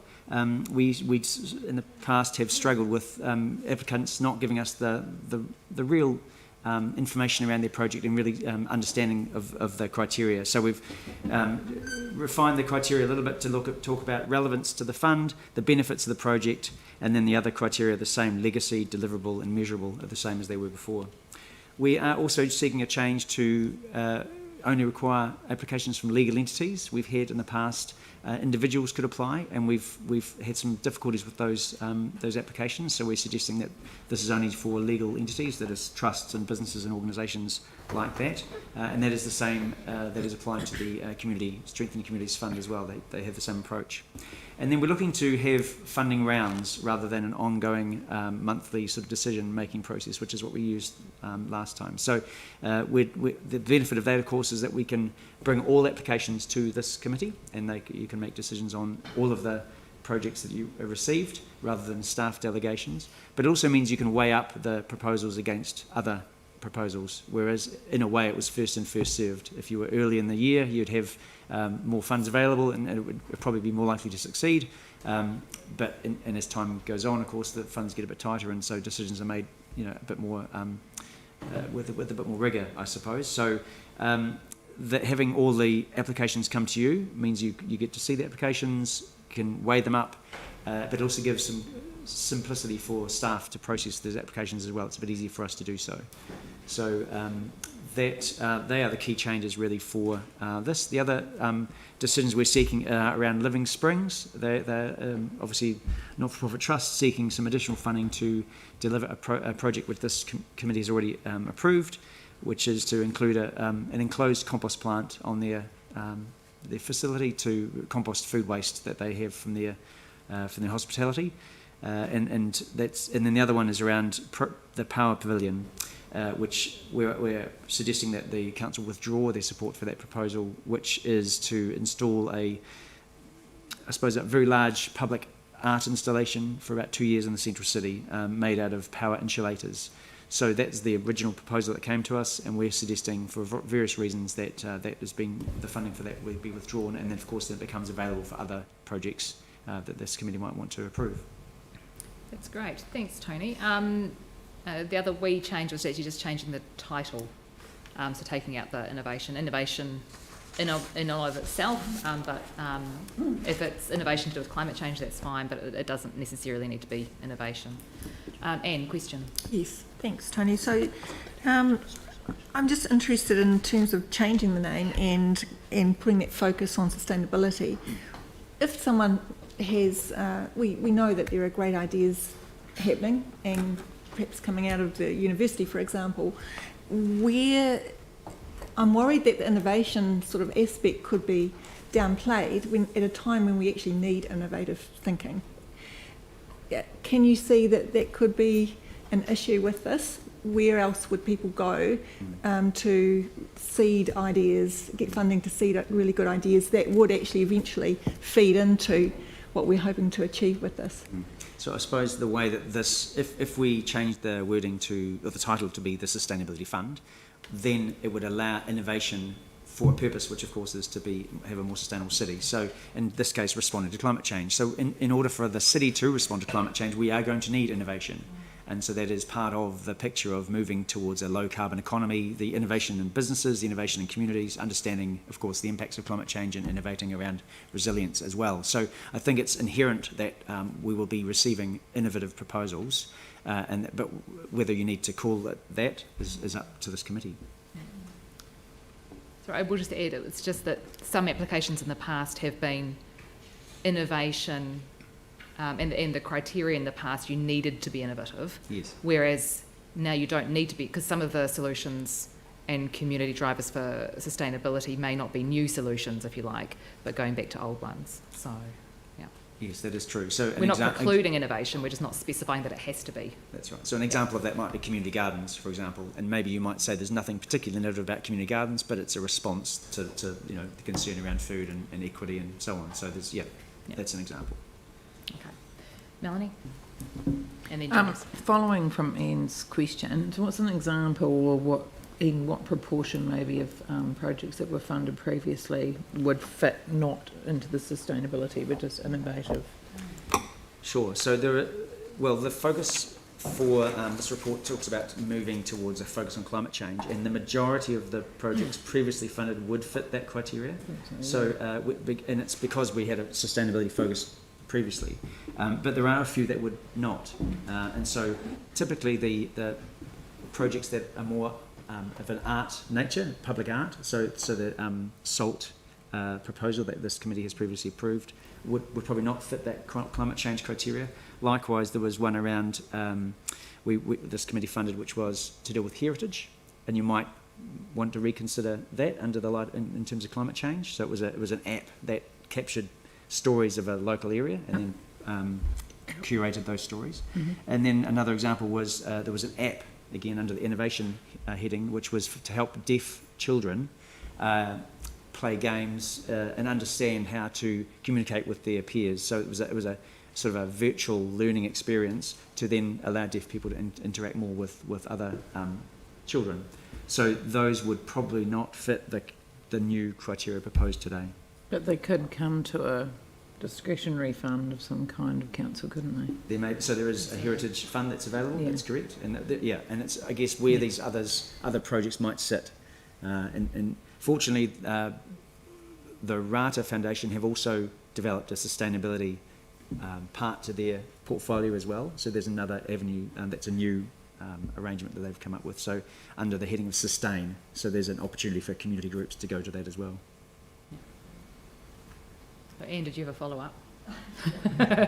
Yeah, We didn't need a I'm hand feeling there. worried that we are perhaps giving the message to our community that we don't want, we're not encouraging innovation and innovative thought. So I'm wondering if there is a way that we could achieve what we want to achieve with sustainability without excluding innovative thought generally, and whether how we could manage that. Yeah, I mean, as I said before, we're not going to be excluding innovative thoughts. I think the challenge before us in terms of responding to climate change is a significant one, and we're going to need a substantial amount of innovation. And there's a whole range of opportunities that sits within that as well. And so I think, the challenge and opportunity go hand in hand. And so innovation is, as I said, inherent in this. We've received a lot of applications previously that were innovative, but also with a sustainability outcome. So I think that they're quite well aligned. Okay, we'll just move on to James now. Kia ora, Tony. Thanks for your report. In 5.1, you're talking about Nature's Rainbow and the funding agreement termination, or project default, I think it is. Yes. Can you just let me know?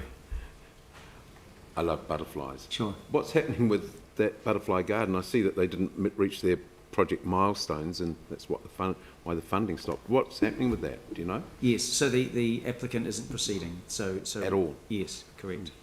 So those two projects. Sorry, I didn't mention that in my introduction, but there are two projects that we have made. They've been defaulted, and so we're advising them to either return the funds or that we no longer fund them. So those. One project is we're asking for funding back, that is Project Sea Change, and the Butterfly project, the funds were never uplifted. So that the person is no longer proceeding with that project. All right, thanks. Okay, any other questions? If not, I'd quite like to move this one. Do I have a seconder? Mike? Any debate? No? Yes. Anne? I feel, as I said, I feel disappointed that the word innovation is not going to be there. I think we need to find a place for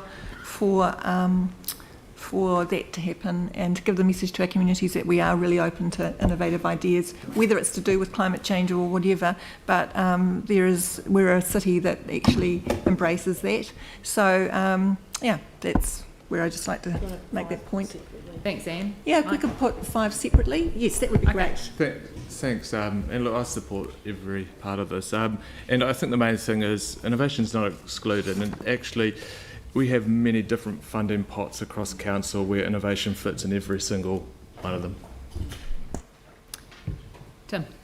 Yeah, look, I'd reiterate what Ian said. I think it's important to keep both titles there, but and also if we could put 5 separate, that would be good. Okay, anyone else? No, I'll just wrap up then. It's just that our council focus on climate change and the challenges that climate change bring has been growing over the last few years. And I know that when I first joined council, if I had suggested that we might at some point declare a climate change emergency or set carbon neutral targets for the city, I think that people would have laughed, but here we are, and to have a fund now that the community can apply for that is going to help meet those challenges is really important. The criteria have changed slightly. The criteria used to sort of specify that you needed to be innovative, and that's not necessarily the case anymore, which is great. But innovation should be embedded in everything we do at council, and we should be open to it everywhere. And we're not precluding any innovation, we're just not specifying that it has to be anymore. The focus is and should be sustainability, and I would love for innovative solutions to come forward, and they will and they do. But the sustainability is the core focus there. So I'm really happy to be moving this, and I I guess we'll just vote on it now. So we'll do 1 through to 4. All in favour, please say aye. Aye. Any against? No, it's just 1 through 4. And that's carried. And number 5, all those in favour, please say aye. Aye. Any against? No. Ooh, okay. Hands up, please. For no's? So, James, Anne, Pauline, Phil, and Tim. Is it worth? No, if you call for it, we have to do it. Okay, you guys just happy for your names to be recorded? Okay. Yeah. Is Catherine online yet? No, okay. Right, in that case I declare that carried. Thank you very much.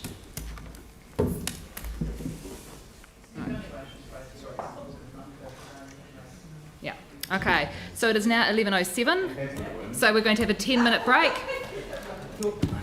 So I'll see you back here at 11:18. What for the make coffee in 10 minutes? I know.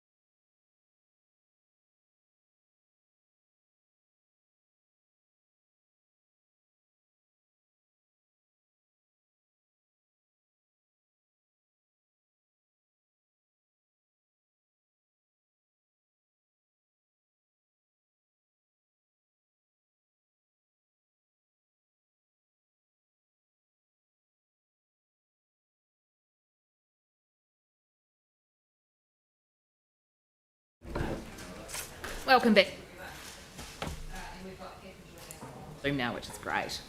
So we have workshopped the next two papers, so the Events and Festivals Fund and the Strengthening Communities Fund, and people have been circulated with a memo with any additional questions and things that we asked about these at the time. But do we have any further questions? Happy to move events and festivals? Great. Do I have the seconder, Melanie? Okay, any further questions for staff? Did you want to note the conflicts? Yeah. So, Aidan, have you got the conflicts for those for that one as well? Yep, Aidan's got the conflicts for those ones. Okay. Is there anything that you would like to add? Anything that's in there? No, I mean, I could do a wee COVID update on, we've made a couple of changes around COVID-19 just for some reassurance. So each events and festivals applicant that's holding an event from now until the 31st of December has been contacted to understand whether they have the ability to proceed under Alert Level 2. Some events have indicated that they wouldn't be able to proceed under Alert Level 2 in any format, so that's Diwali, Crater Rim, the Latin Street Festival, Vegan Expo and Meet in the Middle. So what we've done is the events that have indicated they will proceed at Alert Level 2 will be required to provide satisfactory documentation explaining how they will do this and what their adaptive plans are. We've reviewed the payment schedule as well to ensure risk considerations for both parties, and our sponsorship contract has been revised by legal stating that unspent funds can be returned if the event cancels due to unforeseen disruption. That's great, thank you. And I note that there's been some funding left over, I guess, because there have been some events that were cancelled, and so that we will now have for the first time like a small discretionary events and festivals fund for people to apply to as well. Yes, and that will be run alongside the Strengthening Communities DRF fund. Thank you. Mike? Thank you. Just a quick question on that. So is Christchurch's iconic road bike race, Le Race, able to operate at level 2? So they're running in September this year, Yeah. aren't they? So they've indicated that they are able to at this stage.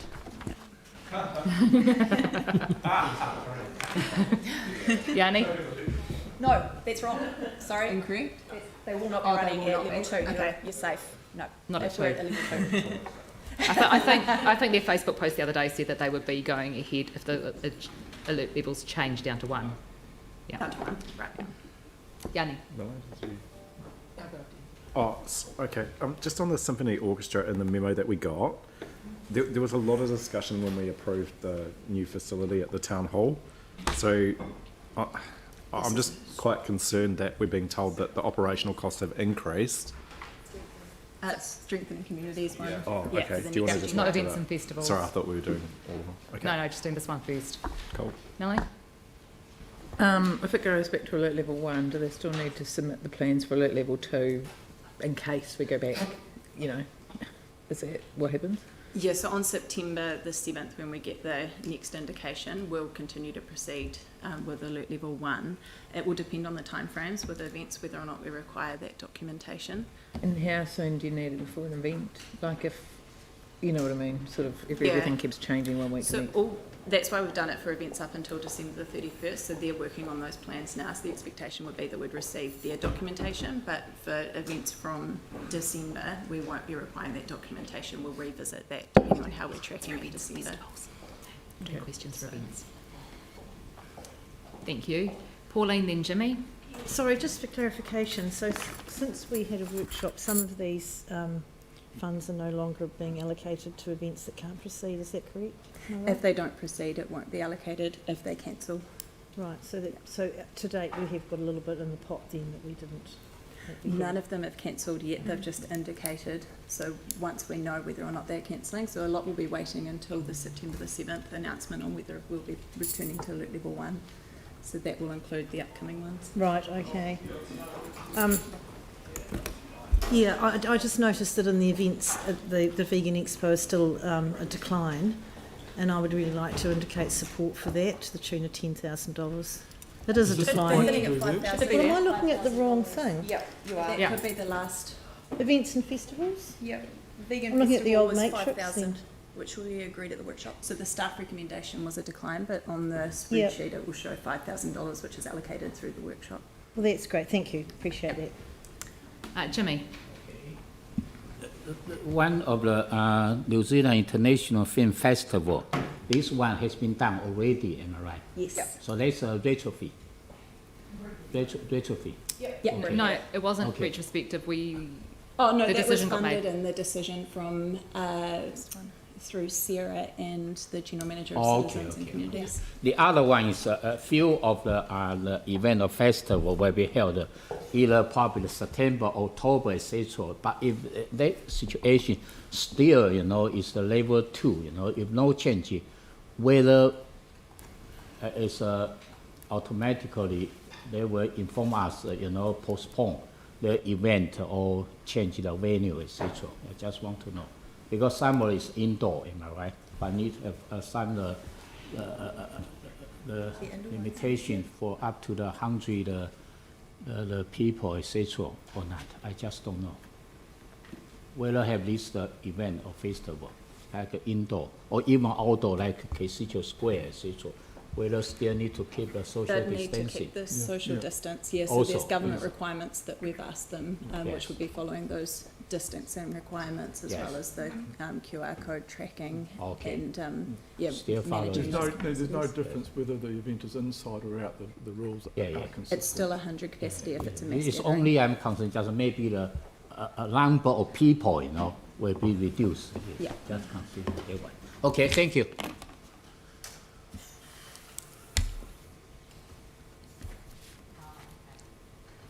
Any further I'd like to speak to you. Okay, so we'll just wait here one sec. It turns out that we don't have the list of declarations of interest for this particular one. So if people have a quick look and I have a declaration over so Showbiz. Councillor Scandrip for Showbiz.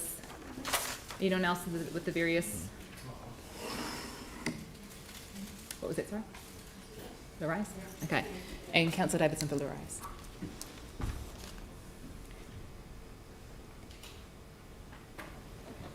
Okay, so we've already got a mover and a seconder, and Councillor Scandrip would like to speak to it.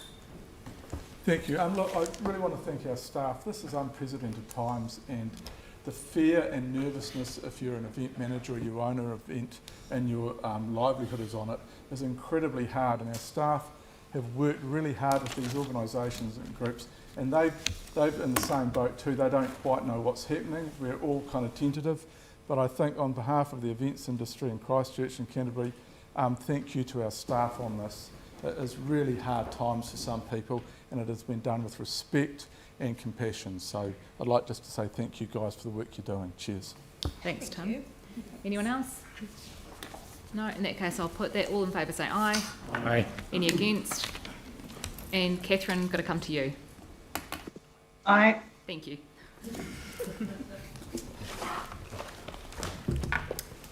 Okay. So the Metropolitan Strengthening Communities Fund, this is where Yanni's question will sit. So Sam's coming to talk to that one.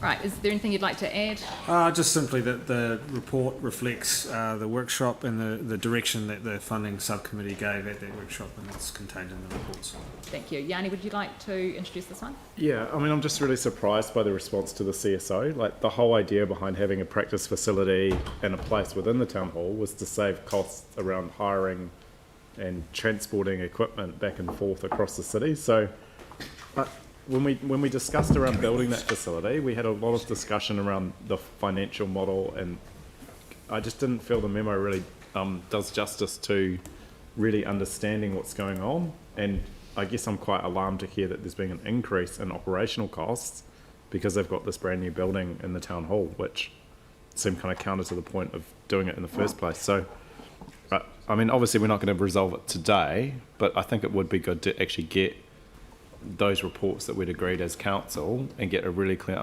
understanding around the financial issues going forward. Yeah. Okay, so I don't think that is for today, but I was just handing to you initially because you ran the workshop. Just wondered whether you wanted to say something about the workshop itself and introduce it. Oh, okay. Well, no, I mean, happy to. I mean, I think we had a workshop, we had a good discussion. I think there's a number of groups that, obviously we're in the COVID-19 phase, we're still in that phase, and it's a really difficult situation to be in. So I think really the idea is that for some of the debate around where we've got significant cuts is actually to wind that back a little bit and enable us to spend the next year working through what some of the implications are. I would also just highlight that we have an arts strategy which sets out a way of doing things with the arts community, but actually we haven't made much progress on that.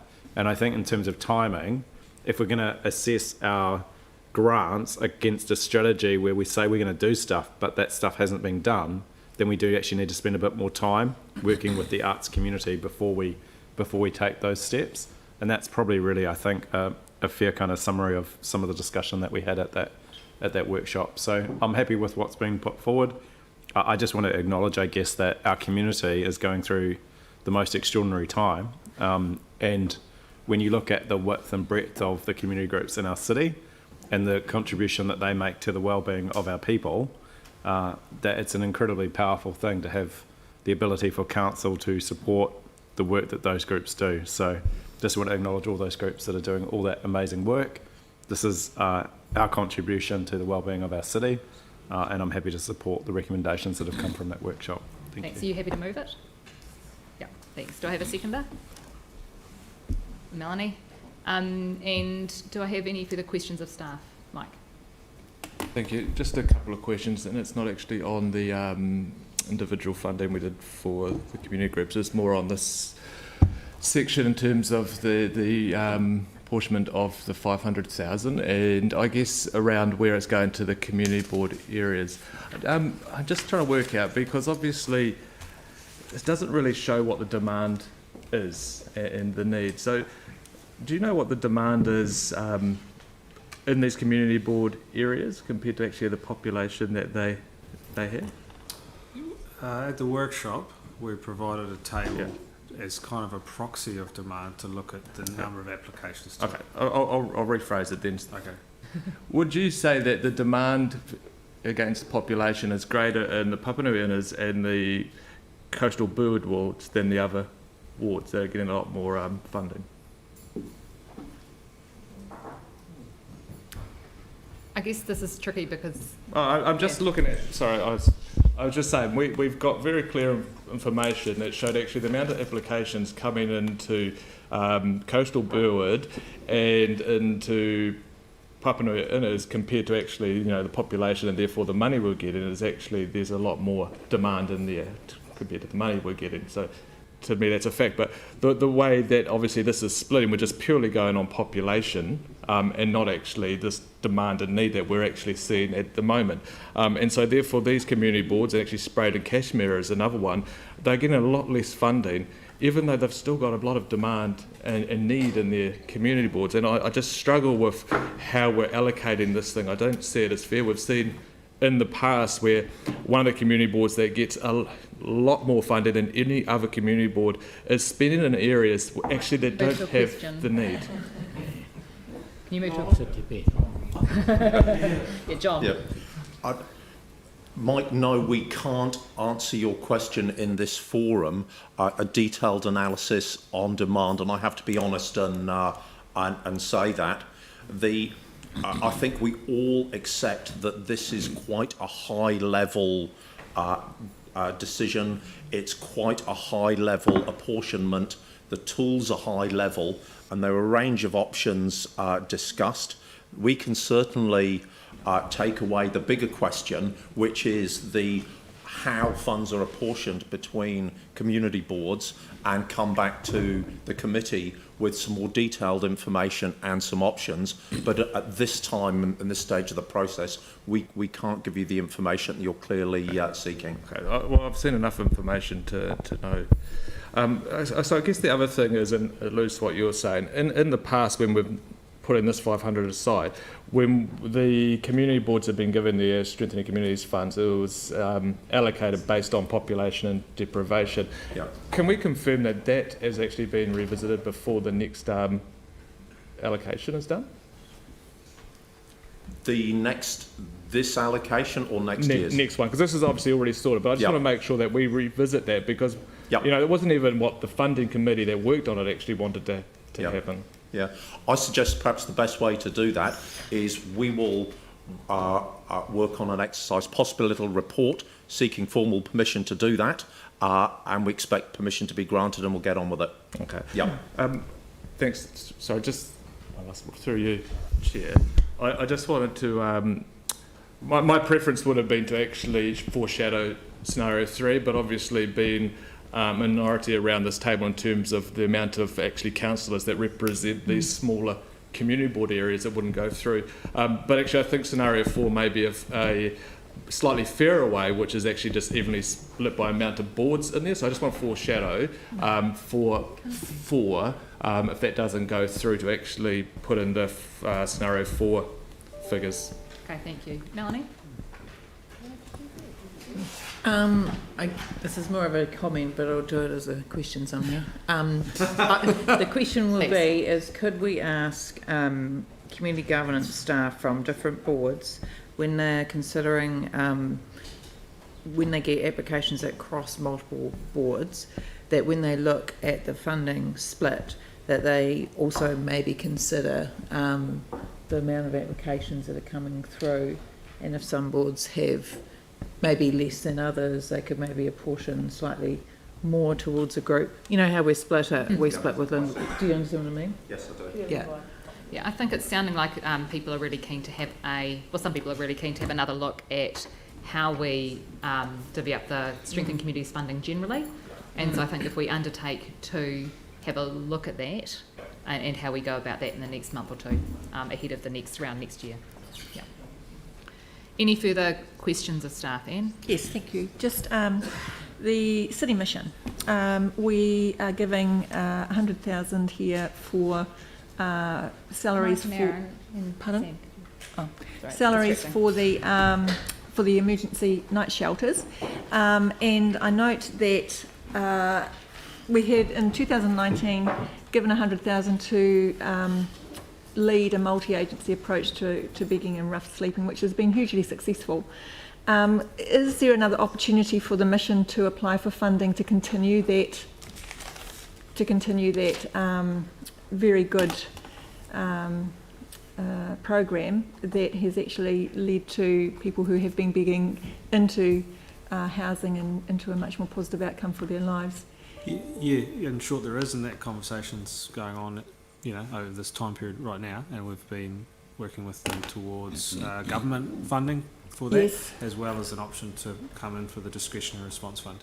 Excellent, because I understand that one of the workers has been redeployed into another role, which means that that excellent work isn't actually being done as effectively as it has been. So that's good news. Thank you.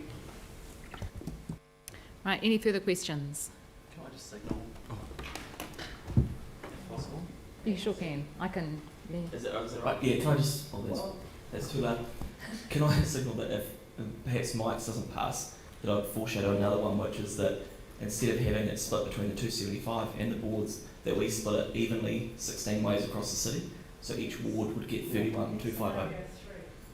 No, but it evaporates the 275 for the metro, so it just puts it directly into the communities. Okay, so that's 2 foreshadow. No, that's okay. I mean, he's allowed to foreshadow a motion. That's fine. Yeah, that's fine. So we have the motions that are in front of us that have been moved and seconded by Yanni and Melanie, and then we have a foreshadowed motion. So I'll put number 4 separately, and if number 4 fails, then we go to Mike's foreshadowed motion, and then we go to Sam's. That's scenario 3. Okay. Scenario 3, which Mike started off with, which I think was good. Sorry, I'm going to be a little bit change mine because I've had a chat to Sam and also listening to Pauline, so I want to make it sort of clear before we vote on the first one. What I'd actually like to see would actually be $50,000 allocated to each community board, and Metropolitan Community Board, and $15,000 to Banks Peninsula, and then the balance of that go to the Metro, which I think will be slightly less than the current amounts. Okay, that's fine. Can So if this one, information or yeah. So let's make this really clear. So at the moment, the recommendation is to leave 275 in the Metropolitan Discretionary Fund, and then to split the rest of the funding on a per population basis. At the time, that was, I guess, a compromise between a whole range of things. That's where we sort of came to, due to the fact that it was really hard to tell the COVID impact. COVID impacted no matter where you were across the city, and so it was thought the fairest way to do it was evenly, and that's fine. But if that one fails, then we'll go to Mike's one, which is 50,000 per board, 15 for Banks Peninsula, and the remainder, 185 for Metro. into Metropolitan. And if then that one fails, we go to Sam's one, and we'll see how we go. Which is just 31,000 per ward. Per ward? Yeah. Yeah. Including Banks Peninsula. Okay. So what's the amount then for Mike's foreshadow? 50,000 per 50. community board. So each community board gets the same? Yeah. Regardless of size or population. Regardless of size of population, 50,000. Okay. The special COVID payment. Yeah. Okay, now that's fine. Yeah. Okay, so... Need it, Jay. That's all right. So, Sam, can I just quickly ask you, do we have any information, it might be you or John, on whether the number of applications that a community board might get for strengthening communities is the number of applications, the amount, is a good indicator of need in a community, or whether it might be an indicator of a range of different things? I feel like that's relatively objective. It's one measure at demand, but it surely has limitations, as I'm sure we can all understand. Yeah. Okay. Yeah, it's a very complex question, and in some communities there might not be a lot of applications because the capacity of the community to make those applications is limited. So there are a whole range of factors determining the amount of applications and how sophisticated there are. So so there's a range of factors. The amount of applications is just one of those. Okay. Anne, is it a question? It is a question. Yeah. Just in terms of what we have for at the moment, would it be... Is it true that we get a lot of applications for funding from community boards that actually are going to affect the whole city? And is it helpful to have more money in the Metropolitan discretionary fund so that all community boards can actually, so the city-wide is actually catered for? Sure, I'm happy to try to answer that. So at the moment, with the discretionary response fund for Metro, which has kind of reopened a little bit in the last few months, in a sense, there's applications to that of about 250,000 at the moment, and they'll come to you next month, and we'll see what comes after that, but I expect it to continue. Applications to Metro are often larger in quantum. One example which has come up previously is, say, the Arts Centre and their needs, so that tends to be higher amounts of those applications. So that's some background, but but the other thing is, when it's one form, groups apply, and then we look at, well, which part of the city is this impact, whether that's a individual community board, a split, or a metro. So they don't choose which one they go for. They just provide the information, and then it goes appropriately. So it would be fair to say that the decision to go to metro would be one made because the application is going to benefit everybody. That's right. We look at who the participants and benefits people are. And John's got something to add. Yeah. I think. Yeah, and as Melanie alluded to, quite often where there's an application that runs over a couple of wards, the staff get together and talk to the respective boards.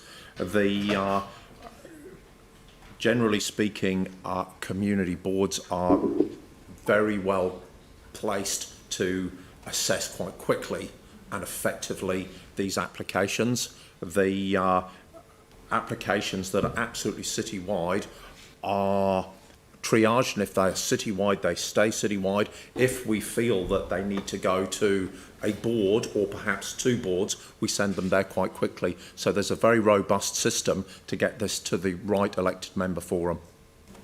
Okay. So what you're recommending here would be reflective of the fact that, as Sam said, that there is a lot more demand coming through from the Metropolitan to the Metropolitan Fund at the moment. I just stated what the demand is, but there's a lot more demand to Metro than previous years. Right. Due to COVID, as there well may be at a community board level as well.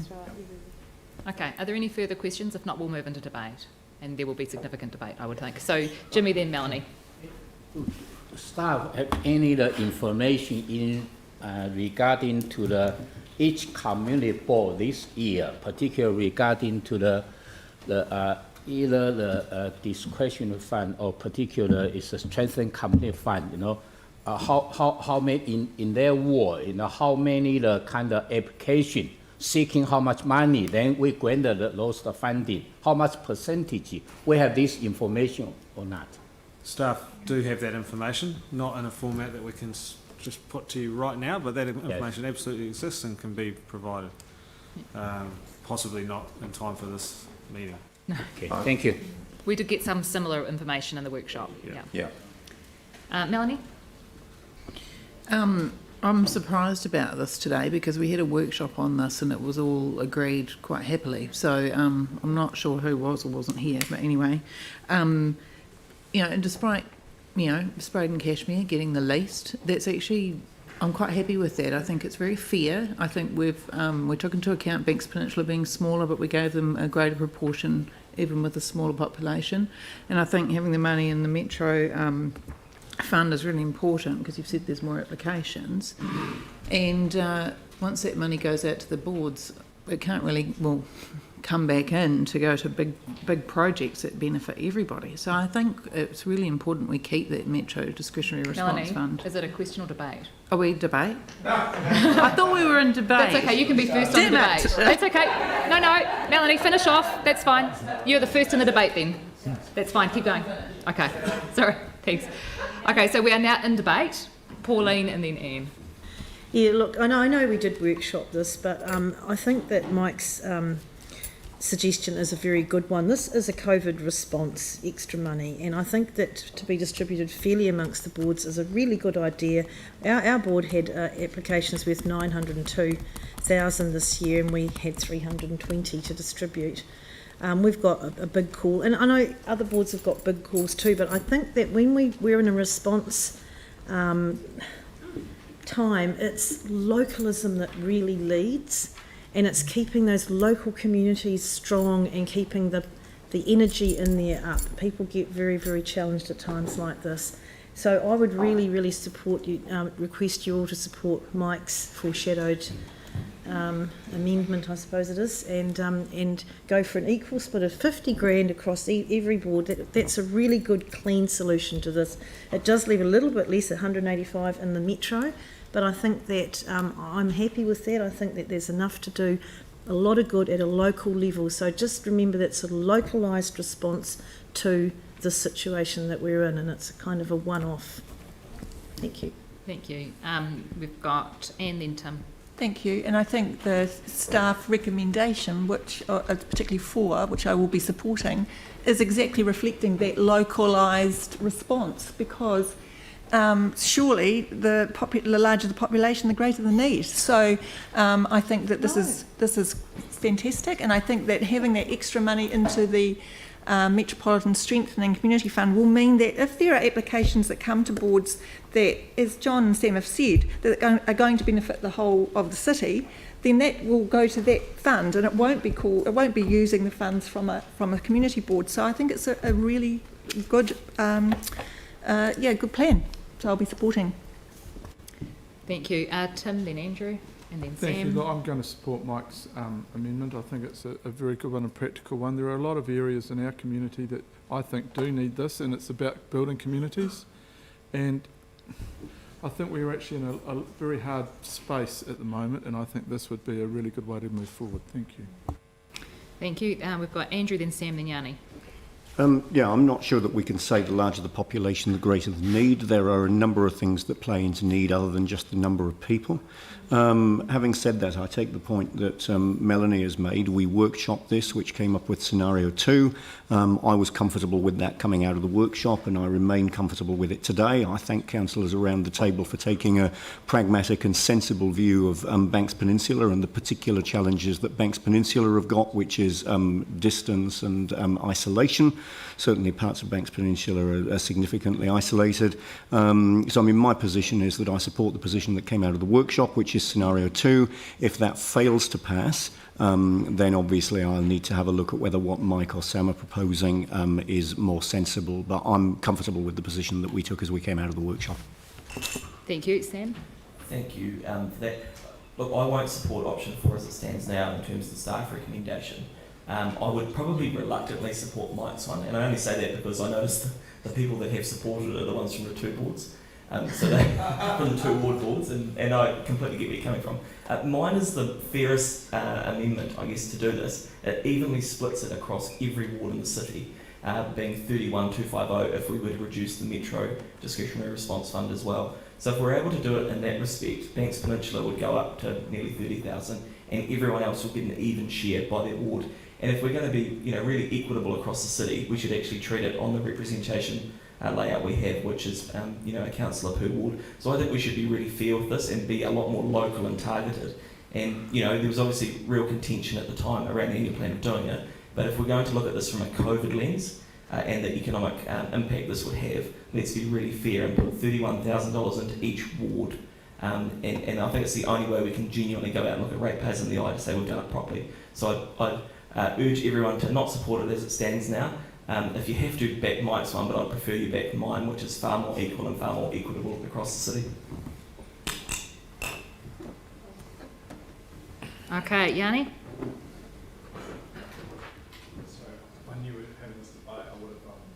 Time to send this through to staff, but I just want to hold up the heat map that we were all given and briefed on, and I want everyone to look at that and think about where the needs are in our city. And the proposal to just give 50 grand to each board is completely contrary to all the evidence that you've had presented to you about which communities are struggling. So please remember that heat map and look at where the issues are in our city when you think about this decision. I actually thought it would have been better just to leave it in metropolitan and enable groups, a bit like we've done previously with things like the endowment fund or the resilience fund, for community boards and groups just apply to that central pool. That wasn't the outcome of the workshop. But I do think certainly if we're going away from need and going away from population, that's really not a good response in terms of meeting the well-being of our community. So I won't support the amendment that's been put forward. I will support the population-based approach that's been adopted, even though that wasn't actually my first preference. But because we had the workshop and that's what people agreed to, that's what I'm going to support today. And I do think actually when you look at it, if you take that population lens, then that is a lot fairer than just 50 grand to each community board, regardless of size or population or well-being. Thank you. Thank you. Jamie.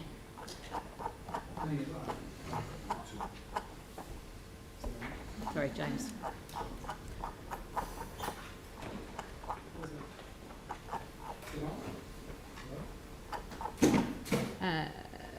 Got issues with.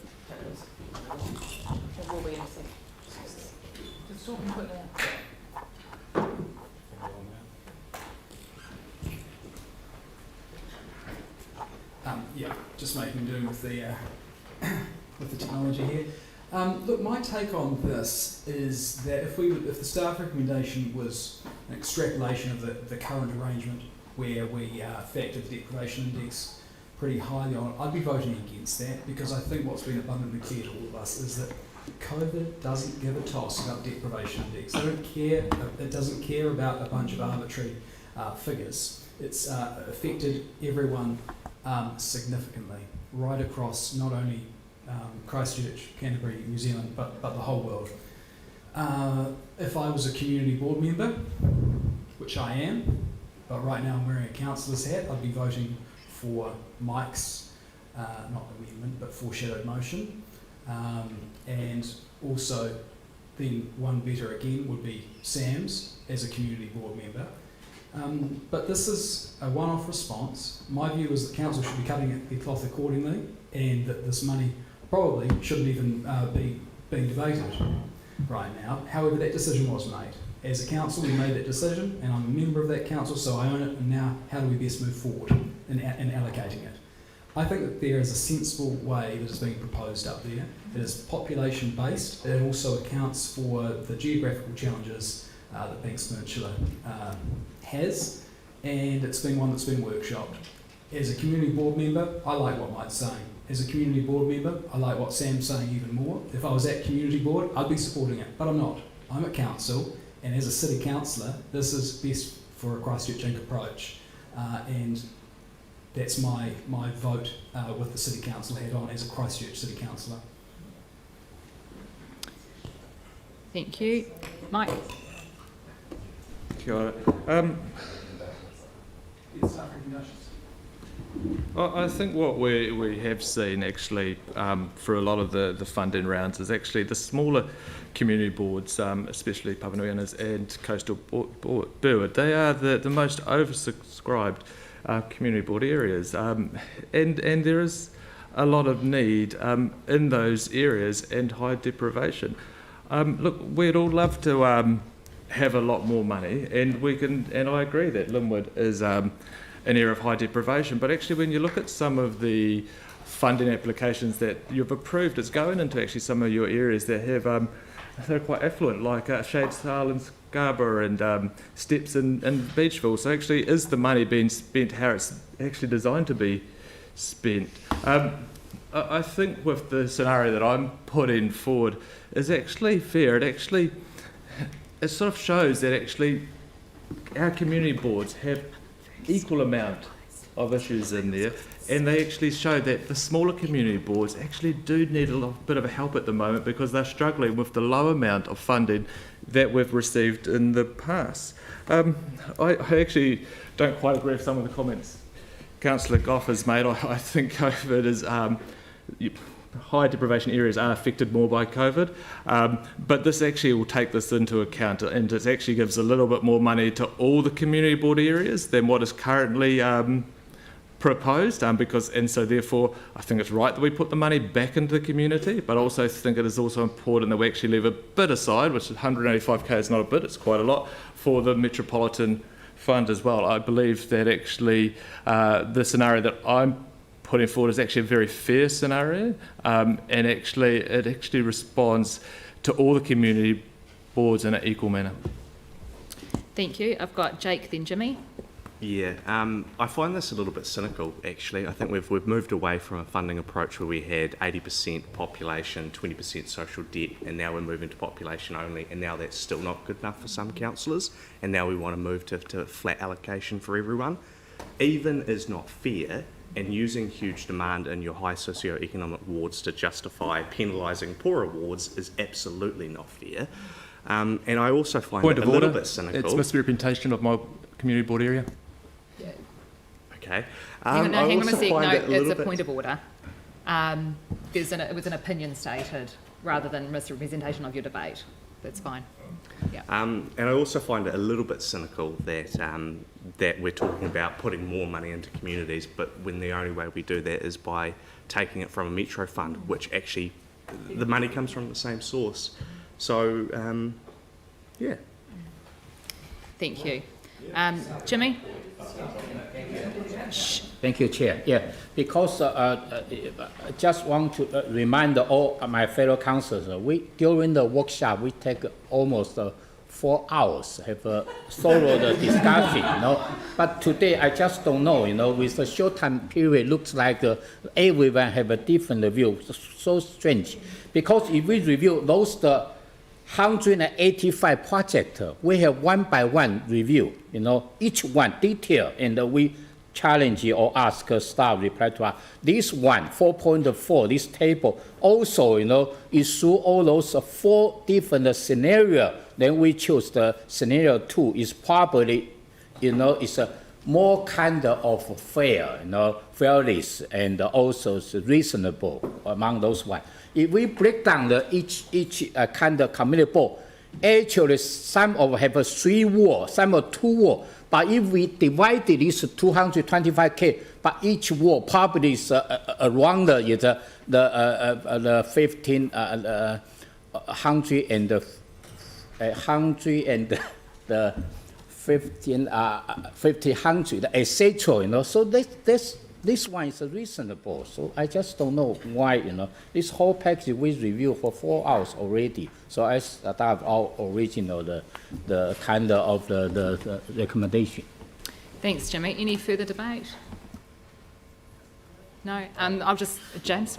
Okay. Yeah, look, off the back of Councillor Chen, who eloquently put it that we have workshopped this and we've thrashed it out, so I'm going to go with the recommendation. Thank you. Anyone else? Aaron? Yeah, I do support the one that Sam put forward, where we just split the 500 between all of the wards. It's pretty equal then, and it's pretty fair. Everyone put money into the pot, so everyone takes it out evenly. And a few of my fellow wards, including my good-looking but expensive neighbour in Banks Peninsula, would come out better off. So it'd be good to see. No, why did you go straight to Jamie? Expensive. I was referring to Andrew being good-looking and expensive. So there is. That's the way I see it. But either way, this is essentially the same as Sam's one. Mike's one puts a weight towards just an even ward split. So people can go their own way. I'll back Sam's, or in my default second position would be this one here. Even though I don't disagree with what Mike's sentiments around some of the wards and Yanni's as well. And Catherine just put her hand up. Catherine? Thanks, Aaron. Look, this is a one-off, and this is due with the COVID response and whatnot. So I completely agree with Mike in saying that we need to, just irrespective of population, just split it evenly, because I think everyone across the city is in need. I will be supporting Sam's, because if we put the population out of context, I don't see why Banks Peninsula should just be getting 15 when others are getting more. So I'll be supporting Sam's, but I'll see how the mood is. I will support Mike's and see if that passes, and if not, I'll support Sam's. Thanks, Catherine. Okay, so there are bits that I like about Mike's proposal. I like the fact that it leaves a strong metropolitan, which I think is really important. We've got many metropolitan organisations who have been hit really hard by COVID, who deal with a range of groups across the city, and so I think that keeping some metropolitan in there is really, really important.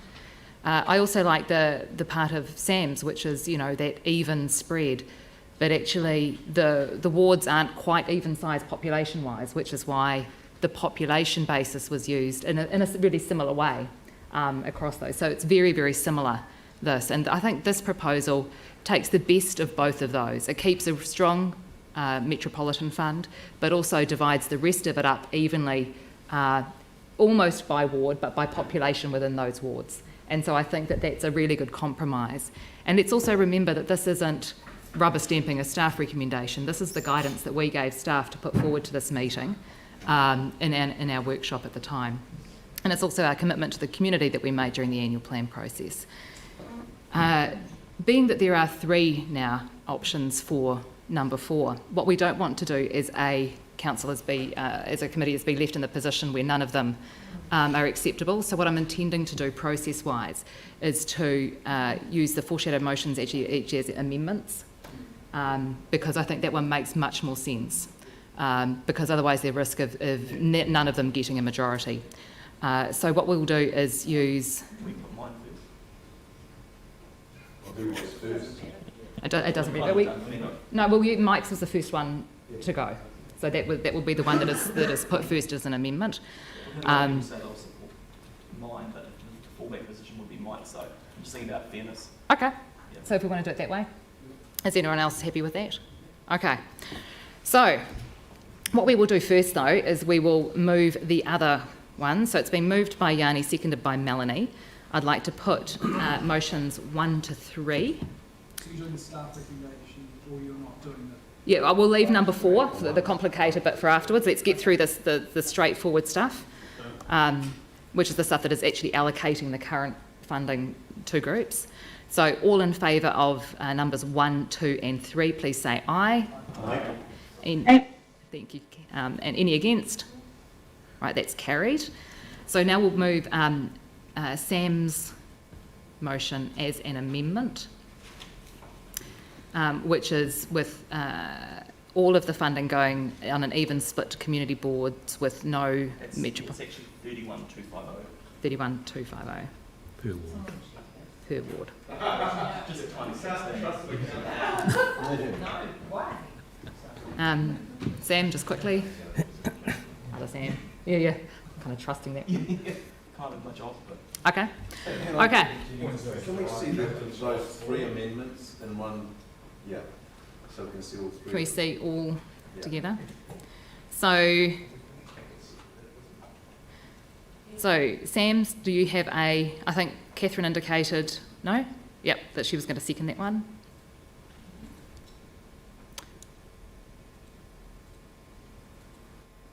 So this one is approving the apportionment of an additional 500,000 added through as follows: 31250 per ward with none to the metropolitan. And I will just put that amendment, since we've had a decent, robust debate. All in favour of that, please say aye. Aye. Aye. All those against? No. Division. Okay. Division, thank you. I think we'll need 3 of those. Or 2 of them. Councillor Galloway. Councillor Johansson. No. Councillor Turner. No. Councillor McClellan. No. Councillor Major. Councillor Goff. No. Councillor McDonald. Yes. Councillor Kewen. Yes to equally. Councillor Cotter. Councillor Davidson. Councillor Scandrett. Yes. Councillor True. Yes. Councillor Coker. Councillor Templeton. No. Councillor Daniels. No. Councillor Chin. No. And the Mayor. No. Thank you very much. What are the numbers? Which is counting? 12-5. 12-5. 4 and 12 again. Okay, so clear that lost. And now we move to Councillor Davidson's amendment. Just quickly, I'd like to just change B to 20,000. Okay, and Pauline expect. Okay. That looks very, very suspicious. That's politics for you. That's fine. Andrew, Pauline, were you seconding that one? Yep. Okay, so we have a. Just explain that, because I've lifted all the community boards up, and it's not fair that Lee Bank's been literally. No, that's fine. No, that's fine. It does make it makes sense in context of that resolution. Absolutely. Can we just get clarity? If I may ask a question. This one, how much percentage allocate to the Metropolitan. Yeah. Yep. 180,000. 180,000. 180. Sam. 180,000 to the metropolitan. Yeah, we're just checking that with Sam. Okay, so reduce amount. Yeah. From the 275 to 180. Okay, so let's stop the discussion. We've had the debate. Money back in the community. We've had the debate. So yeah, it is 180 for metro, which is 36%. Okay. Aidan, can you add that amount in? So the remainder. Yeah, 100. And can you just scroll up so we can see the bottom amendment as well? Mine's scenario 3. Pauline, you've seconded one amendment, so you can't move your own. Yeah. Someone else second likes. Okay. Yeah, you only get to move or second one amendment. Nope. We know that. What, special class? Okay. Okay, so I'm going to put Mike's amendment, which is 50,000 to each community board regardless of size, 20,000 to Banks Peninsula, and 180 to the Metropolitan Discretionary Response Fund. All those in favour, please say aye. Aye. Aye. Those against? No. Division. Division. Division, please, Aidan. The Mayor. Councillor Turner. Yes. Councillor Chen. Yes. Councillor Chu. Yes. Councillor Koga. Councillor Cotter. Yes. Councillor Daniels. No. Councillor Davidson. Aye. Councillor Galloway. No. Councillor Goff. No. Councillor Johansson. No. Councillor Kewen.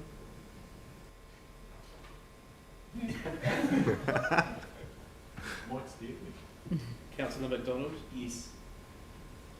Councillor Major. Yep. Councillor McClellan. No. Councillor Scandrett. Yes. Councillor Templeton. No.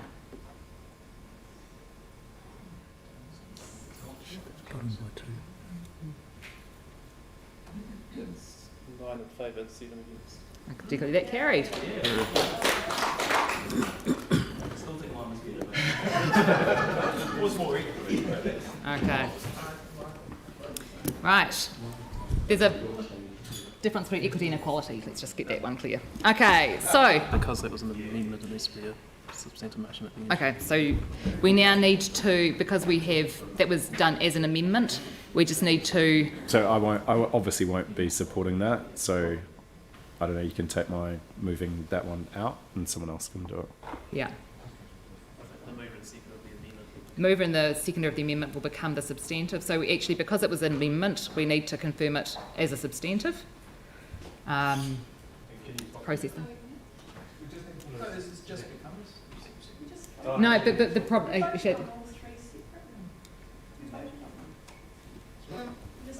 Process-wise, because we did 1, 2, and 3 first, they were the substantive.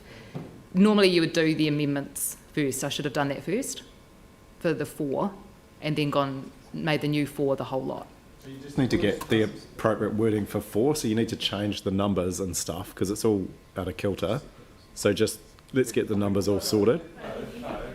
The substantive is the amendment for 4 is the amendment I put and was passed. So it just needs to now be moved. It just needs to be moved as a substantive. That's all. It's just a process thing. We will we'll make sure that the mover and seconder is changed on that because it is Mike and Pauline, so it's just exactly the same as the amendment, and we don't need to talk to it. I'm assuming we don't need a division. I'm assuming everyone's votes are the same, but all in. Okay, that's fine. Yeah. Okay. Yeah. So moving the amendment now, the carried amendment as the substantive. All of those in favour, please say aye. Aye. Any against? Jake and Yanni. Okay. Okay, so is there anyone changing their vote from the amendment vote? Just Leanne? No, okay. It's a substantive now passed, so it's a... It's as majority, yeah. Please hands up if you would like your vote recorded against. Yanni, Jake, James and Anne. And Melanie. That's fine. Yeah. Okay. Okay, thank you very much. It was a bit messy. So, we're moving to the Community Resilience Partnership Fund. So Sam's still at the table for us. Thanks for being so patient. Is there anything you'd like to add to the report? Just simply that some of these applications have been in the pipeline for a while, but with various interruptions to committees, etc., it's great to bring them to the table now. We've kept in touch with the groups, obviously, and the projects are still relevant, and we look forward to your questions if there are some. That's fine. And Josh is here to help with that. Thanks, Josh. Okay, Mike's got a question. Thank you. I have Jamie, Sam and Aaron, sorry. a couple of questions. Obviously, the first one I had was around the second one to the Canterbury Community Gardens, which was answered, but I'd just like that answered in a public domain because obviously it said the original application was for 8 hours, and obviously that would make an extremely high-paid contracting job. So can we just confirm actually it's not an 8-hour a week application? Yes. And it's for how many So it's to cover over a period of 2 years, Yeah. firstly, and then to support them as close to full-time Full-time, as they thank can you. get with the remainder. Yep, no, that's great. The second question I've got is around the first one, where it's talking about a 20-hour-a-week role, but the grant's only 20,000. So when you start to break that down to an hourly rate, it's actually below the living wage. And I'm just wondering, I just think it's good that actually we lift, I guess, our contribution grant to, say, 23,000, so they could be paid the living wage. But I just wanted to make sure that actually this 20,000 is the only, I guess, money going towards the wage, and there's not any other extra stuff coming in to top it up first. Yeah, I'm not aware of any other funding that's coming from other sources. I did give them a call this morning in regards to this question, and they came back and said, look, currently this person is already volunteering, so this 20,000 would be able to boost it up. I understand the volunteering, but if they're going to be paid employment, I think it should be living wage, so I'll just signal an amendment to bring that up to 23. Okay. I mean, are you happy to move the recommendations with 23 as? Yes. Okay. Sam, can I just check with you, or Josh, what was the actual the application amount? 20,000. Yeah. Okay. And do we have any rules around, is there anything to prevent us giving a little bit more to boost the wage level? I think that with a lot of our funding pools, we're very strict on what the application amount is. We don't exceed that. My feel with this particular situation is that it is a different fund, and it has been in the pipeline for a long time, the application, and so things change, inflation, etc. I'm comfortable that we can increase beyond that in this as a one-off instance. Right, thank you. Do I have a seconder? Yep. Thanks, Aaron. Any further questions from people? No? Any debate? No, in that case, I'll put the motion. All in favour say aye. Aye. Any against? Aye. That was an aye. There's the delay in the video thing. That's great. Thanks, Catherine. Okay, I declare that carried. Thank you very much. Okay, the draft tree policy. Oh no, Thomas Evans band rotunda. Sorry, I scribbled all over that one. Thanks, Sam. Thanks, Josh.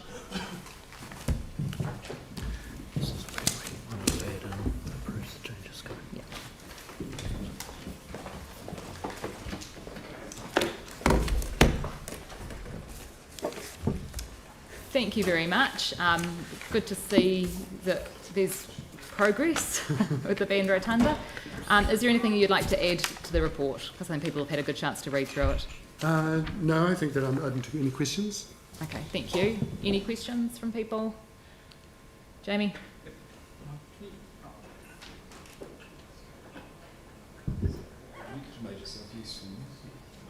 Karaoke time. Thank you very much. This has been a long time coming, so really appreciate it. Just in relation to paragraph 4.16 in the report there, it talks really about health reasons if there are no other alternatives, being, I think that the exact wording was the sole way to remedy it. I just wondered if you could tease that out a little. Sorry. With band rotunda. Band rotunda. Oh. I'm one over my head. Yeah. All right, yeah. Well, can you remember what I said? Because I don't want to do next time. You'll be first next time. Okay. Yeah. Oh, this is a senior report. We can't find it. Okay. So what we do have here is we've got a slightly different decision or resolution there in the Part C, and it's received the information and approved the change in scope described in the report. We had a quick chat to Ian earlier, and just to close the loop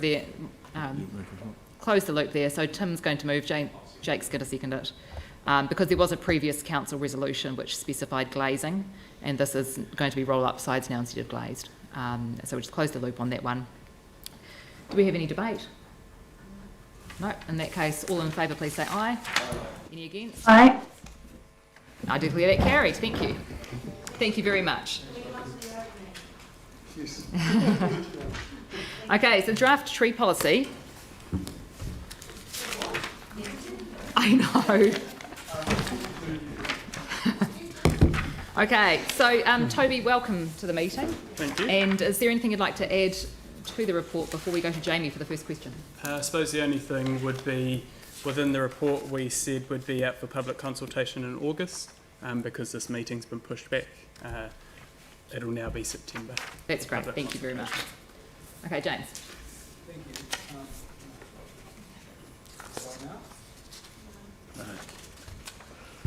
Yeah, great. I have to ask our IT guys to cut and paste part of that last one to tee that all up, because I won't repeat the whole thing again. Just for, and apologies before, I thought we'd just passed receiving that last policy, but anyway, I was eager. Tree policy, that's certainly in our ward as well. It's been something that we've been waiting for a while. 4.16, it was just around the health implications, being, I think the exact word was sole reason. A clinical officer health confirming that trees are the sole cause of the applicant's condition. The removal of the tree is the sole option available for improving the applicant's condition. I just wondered if you could tease that out a little bit. You know, it seems quite restrictive, and I just don't want us to go out with something that then could shoot us in the foot. You know, sole way to remedy it. It could be moving. It could be a way to remedy it. So, could you tell me how we can navigate that in a practical sense? Yep, so I mean that was from health advice from health officials, and basically what that comes about is they would need a medical certificate to say that that was the sole cause. I suppose the reason there's that wording is, let's say if it was asthma and they were getting it from a lot of different things, the removal of the tree wouldn't necessarily do a lot to help with that. So, yeah. Well, thank you. You've answered the first part, and the second one, which from my read on it could potentially be the more problematic of it, which is where it's the sole option available for improving the condition. I wonder in practical terms if that's realistic. Because like with anything, there's usually a plethora of options available, so will there ever be a case where that is the sole remedy for it? Yes, I suppose one example that came up was there was yew tree berries getting dropped in the backyard where there was a child eating them and they got sick.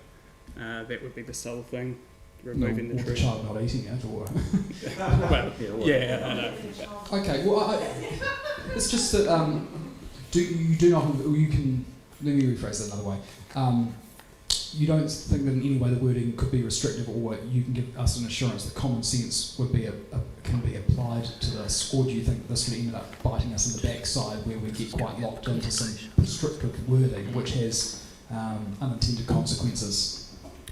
This particular part of the policy, I guess councillors that have been at the table for more than one term will recall there was a very detailed, specific, standalone policy for trees related to medical problems.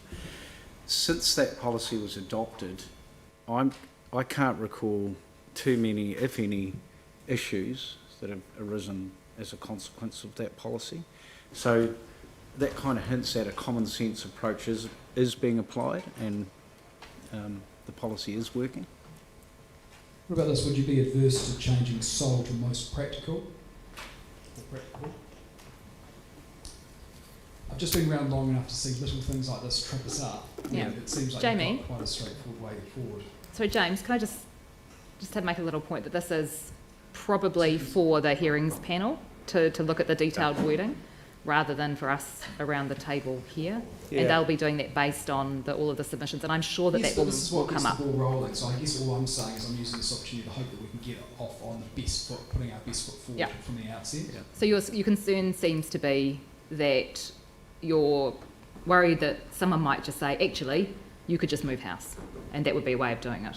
No, or there could be a range of other remedies that could be put in place when actually the removal was the most practical one. However, there could be a range of other things that the policy then we may end up being put into play in a position where there are other things that, although it could be reasonably impractical, but could then be suggested and be bound by the policy. And the reason why I raise it now is, one, I want to go off with best foot forward, and two, when it comes to a point where it's been through a hearings panel process, we can't then start tinkering with words at that point. We can just send it back to a hearings panel. So from my way of thinking, it's better to get it right from the outset on something that you think has less fish hooks from the beginning than getting to a point where you're just sending it back because a small thing is potentially tripping you up.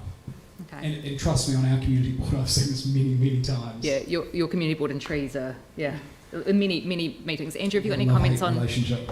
or Toby, on the change to maybe to practical? Yeah, I mean, the idea is to put quite a bit of strength behind that, and it would go through to a community board. When we look at this is part of a public request. So first we would have a staff member go visit the site. The report would all come down to the community board.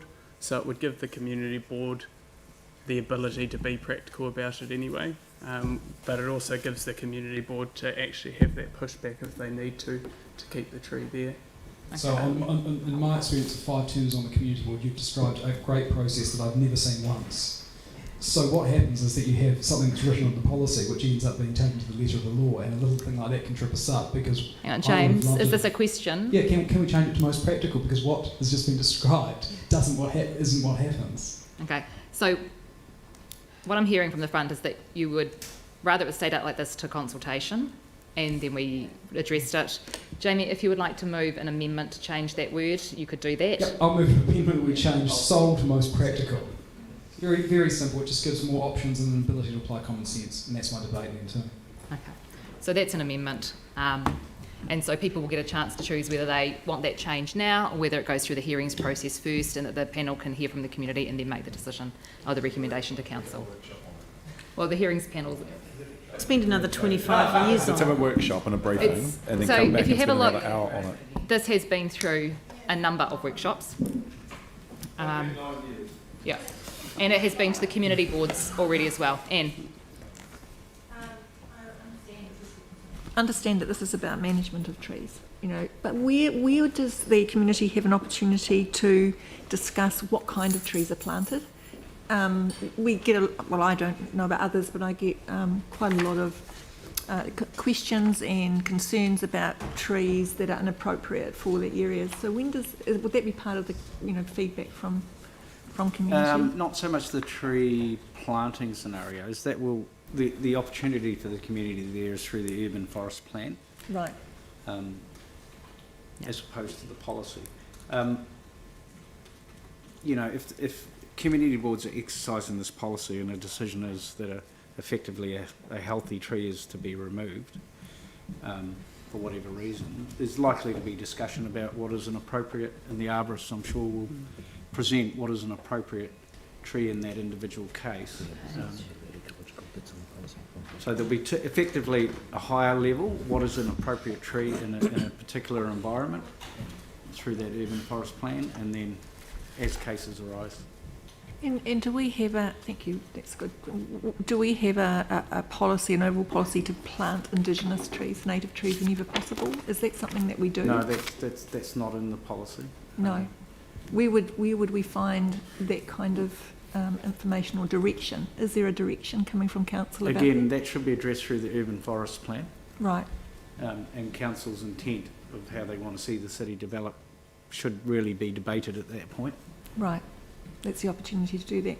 And the other question was, if through the document here, the draft policy document out for consultation, will the community have an opportunity to ask about the process? Is there from what James was saying, if a person to have a clear process of what a person does, if they've got a concern about a tree, who do they go to? How do they start the process? What happens? Will that be part of this, or is it a little bit different? So we've already got a process in place for if people want their trees pruned, and that goes through the customer service, and someone will generally go and visit them and have a look at the tree, and that's outlined in here. And then when it comes to tree removal, public requests, there's a process through here which states that how they would go about requesting a removal of a tree. Thanks. Jimmy? No. Okay. Through at the risk of just going through the whole thing, it's actually, we're just approving it for consultation. Can we just We are approving it for consultation, so Pauline's happy to move, but Jimmy's got a question. Thank you. First one, regarding to this, the consolidated tree policy, what is the time frame? What is the time frame will be, the through the hearing panel and approved by the council, total time frame? So there's a hearing set for December the 6th. Yes. At the moment, so we'll go out for public consultation, and the first hearing date is December the 6th, and then it should be passed soon after that. Okay, so the next year will be presented to the council from the hearing panel. Okay. If that's true, that during this time period, I just want to know, because working group always probably 9 or 10 years, regarding to the Banks Peninsula, those tree planting, trimming, welding, etc., still follow council the current tree policy, or follow the Banks Peninsula District Council the tree policy? So until this is put in place, yes, it would follow the current policies that are there, would be my understanding. Yeah. But in moments follow Banks Peninsula the tree. Wow. Banks Peninsula have some policies in there, which... Yeah. So at the moment, it's BAU on the peninsula. If and when this is adopted as policy, it will change to council's citywide, area-wide policy. Okay, thank you. Okay, any further questions? Aaron, and then Sam. Yeah, just under the health one, does that include mental health?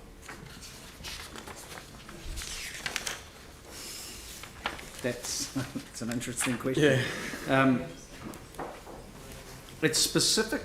It was written specifically at the time in response to, I guess, people's belief and perception that certain trees were causing respiratory illness.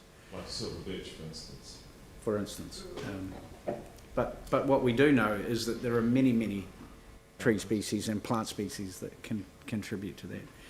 It didn't at the time, I believe, address mental health related matters. So will it, when we put in... This is health reasons though.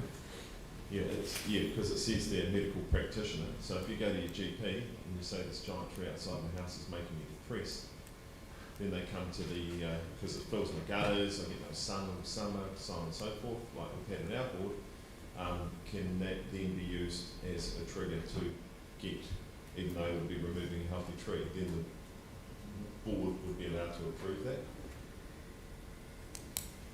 That's a question that probably needs some serious thought to answer properly, to be frank. I think so. I think that mental health is a part of health automatically. That would be a part of the decision-making team's decision. I think it's encapsulated. I think it's fine. Okay, so what we probably don't want to do is to get into wordsmithing and semantics now. We do have one amendment coming onto the table, though you'll need to give us where the wording needs to be changed. It's 4.16, but I wonder, I can't imagine that anyone that's gone through a tree removal would necessarily disagree that a tidy up there isn't a sensible one. It could be really easy if Pauline and Melanie were happy with most practical option available for improving the applicant's condition instead of the sole option available for improving the applicant's condition. It's very minor.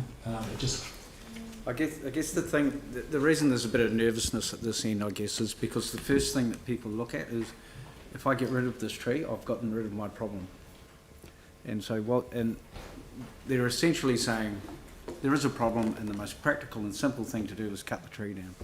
So from our perspective, we're trying to protect the city's trees. We're not in a good shape as a city in terms of canopy coverage.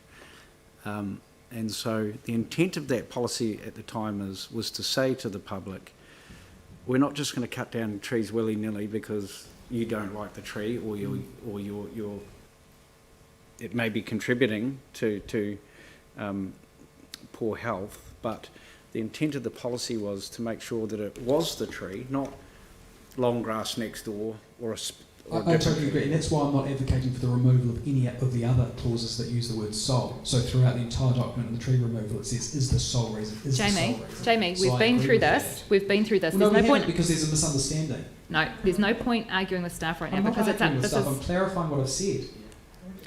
Sorry, I don't. So we've got a mover and a seconder who are not willing to take it as an amendment.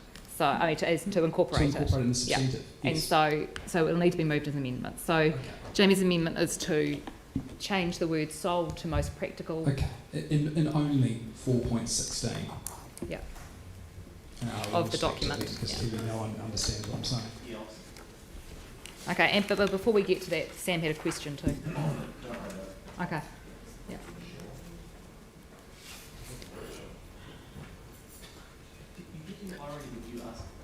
Okay, so if there are no further questions, we'll move into debate. James, you can start. Yeah. Really? The debate. This will, for the sake of time, we will do one debate for the whole thing, Okay. rather than amendment debate and then a full debate. Okay, great. Yep. So on the amendment, I have to say to staff, this looks great. We've been waiting for the tree policy for a very long time, and this is a really, really good start point. So, you know, I genuinely mean the thanks that I'm giving you now. Look, from this process, and we've seen plenty of these before, we know how it goes. There's a hearings panel process which will follow, and the hearings panel can and likely will recommend some changes. The point is, I've spent 5 terms, I think it is now, on a community board, and I know what works and I know what doesn't work, and a little thing like, and I know what doesn't work around the existing situation with trees. The Whenua Waimari Hill Community Board has tackled this issue more times than anyone would care to. So everything in here looks really good in my view, and will be a step forward apart from one thing. And the issue that I have is that if it's not picked up through the hearings panel process, I would prefer that we went out with our best foot forward, because if it comes back, as a council, we don't have, from the hearings panel, if it comes back, we don't have an ability to make a little common sense change there. All we can do is refer it back to the hearings panel after that process is finished, and it just sets the whole process in motion yet again. So I would prefer that we do it once, we do it properly, right from the outset. And I agree that all aspects where it refers to the sole cause and sole throughout tree removal, that is retained. I'm not advocating for removal of trees willy-nilly at all. We're the Garden City for a reason. I want to preserve that. However, I also think I've seen heart-wrenching situations where you just want to enable your community and to be able to help them live happier and healthier lives, and we've been impeded by that. And in my experience, and I would ask you to trust me on it because I have seen it more than you would like to see it, a small issue tripping people up where they are no longer enabled. And I see in 4.16, only 4.16, where it says the sole option available for improving the applicant's condition becomes the most practical option available for improving the applicant's condition. It is all the changes, and it's only 4.16. All the others would retain the sole cause of, the sole throughout. It's just when it comes to the solution, it provides you an option. And trust me, when you're on the community board and you hear a heart-wrenching story and you want to help them, you will hope like hell that you have a practical option in front of you, not one sole option. Thank you. Tim? Thank you. I wholeheartedly agree with Councillor Goff, and thank you for picking up and coming up with such a practical way forward. I think it's a common sense approach, and I totally support the amendment. Thank you. Melanie, then Yanni, then Andrew. I think the tree policy looks great, and I agree with leaving 4.16 as it is, because otherwise you're basically asking a medical practitioner to come up with something that's probably subjective about what's the most practical option, and that's not really what we want them to do. And we do want to, I just think the sole option is the best thing to put. Thank you. Yanni?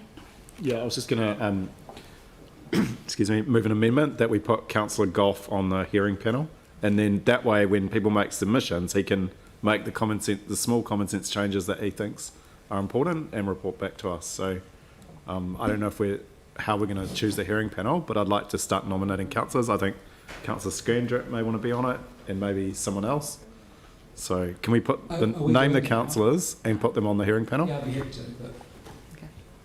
Because I just think, I don't want to spend a lot of time today going through every piece of this, but I think we do want to have confidence that the people that are hearing it understand the issues. Okay. And it sounds like Councillor Goff has a very good understanding. So I just acknowledge that we're in debate at the moment. Did you want to formally move that as an amendment, or do we hand that to... Yeah, I think we should appoint the hearing panel today so we can get on and get them doing their work. I think we will hand that to Megan with an acknowledgement that Jamie's keen to be on board. Yeah, okay. Number 2 agrees that the hearings panel be convened, but we know now that Jamie's really interested in being on that, which is great. Okay, Andrew and then Sam. Thank you. This policy has been through many workshops and discussions and joint meetings and any number of gatherings over a number of years. And I would have expected any concerns to have been raised long before now. What we're really talking about here is finding the balance between the public amenity which is afforded by trees and the effect of those trees on an individual's health, and where we set the bar for the removal of a tree compared to other interventions that might solve any individual's health problems. That's the issue. Given the passion with which this has been raised in this meeting today, what really is the 11th hour for the process that hopefully we're about to approve, I don't doubt that there will be a number of equally impassioned submissions to the hearings panel, and I've got absolute confidence in the hearings panel's ability to deal with those submissions along with any others and bring a suitable recommendation back to council. So I support the status quo. Thank you, Sam.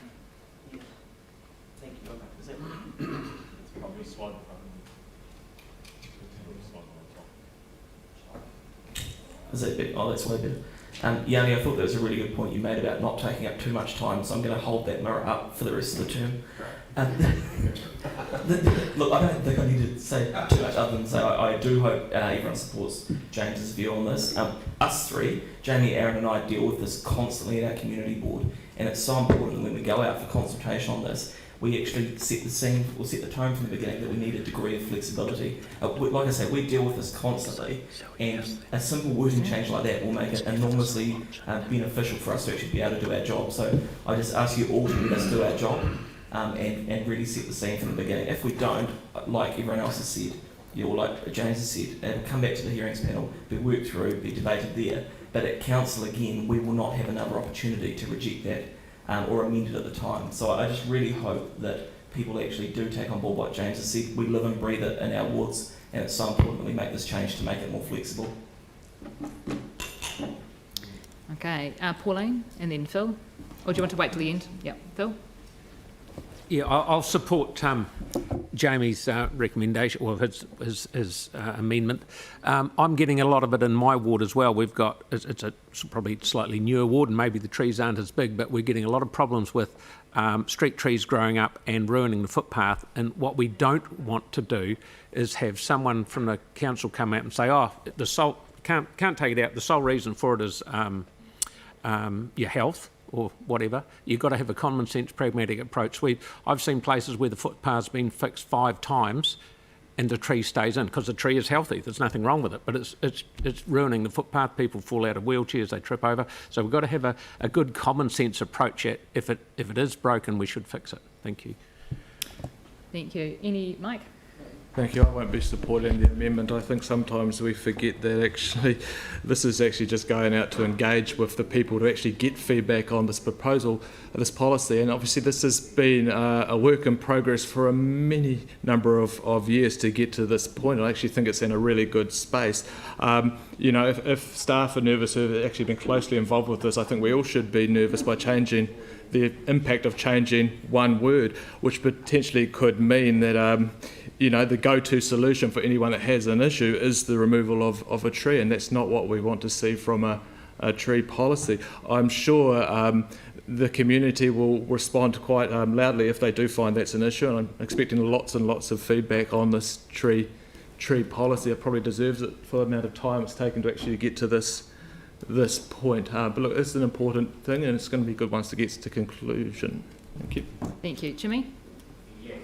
Okay, thank you. Yeah, because this is the draft, the tree policy. It's not the final tree policy, and also we probably should working group take a long time, and also the committee, some committee have feedback, but they're still eligible have feedback during the consultation. Maybe not only the 4.16, this word, like the Councillor James Gold mentioned, the most practical option to replace the sole option. Probably still some other wording or paragraph need to be amended and need to be improved. My view, whether we just go ahead, then to the consultation, waiting for feedback from the public or community board. Then just one time we amend all of them, and through all the process, public can save the time. So I support those status quo. Just go ahead for the public consultation. Thank you. Aaron? So I'll be supporting Jamie's, and I'm surprised that anyone here that love trees wouldn't support it. And I'll explain why, because the last time you used the word sole, it is around the sole option available for improving the applicant's condition. Waimari Road, there's an elderly lady who lives there, her husband passed away a couple of years ago. A giant oak, is it a pin oak or a liquid amber or something, out the front of the property, drops rubbish for a part of the year, all over her property, all through her front yard, up her driveway, in her gutters, her lawn splits, her hedge dies, all these other things. One of the options here would be that the council would say, for someone who can't look after that part of their property because it gets so damaged by our tree, is that rather than cut the tree down, we will do the clean up a couple of times a year. We will come around, we will do that, just like we would with a little park. So that is an option, other than a sole option, to remove the tree.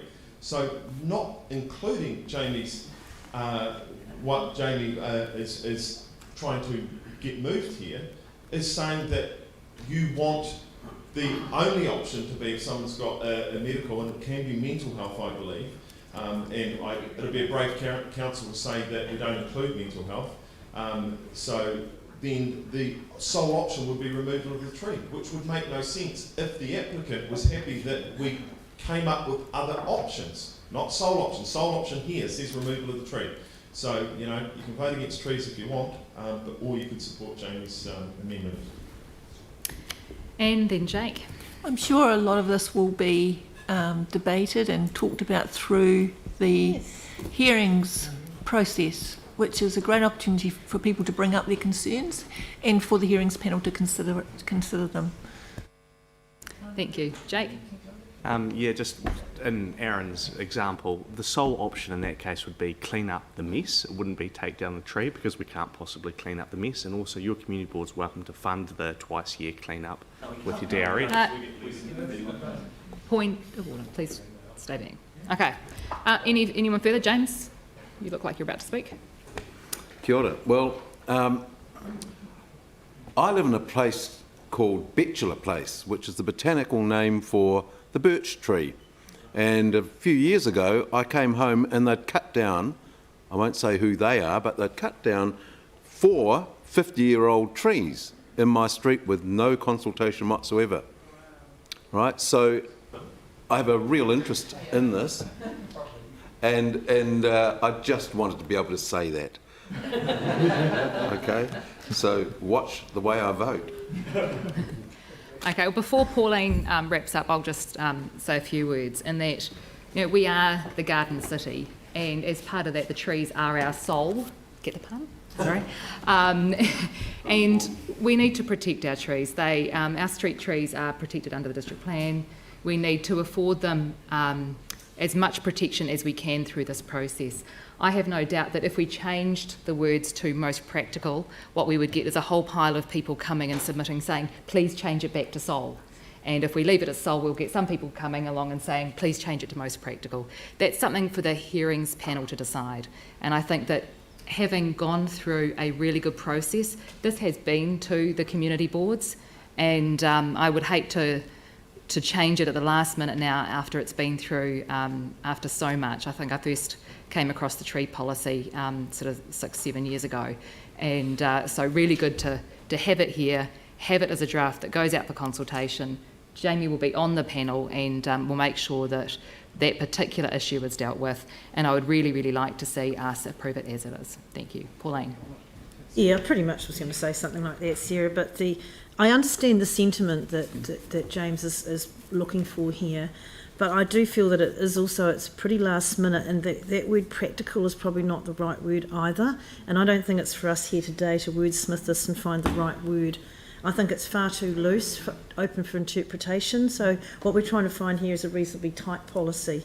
So that's why I can't support the amendment. It's just a little bit late, and I'm happy to leave it for the consultation, and I'm sure anyone who's really keen on having that word sole investigated will make sure that that is raised in the consultation somewhere.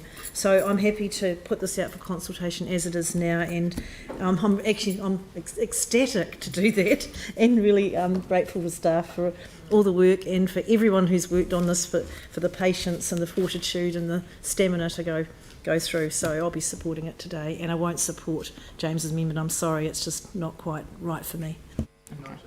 Thank you. So we were going to put the amendment then.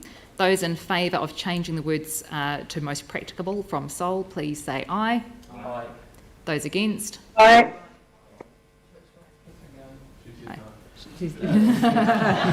Sorry, Catherine, you'll need to repeat that because there was other noise at the time. Are you in favour of the amendment? Yes, I am. Okay. Thanks. James has called for a division.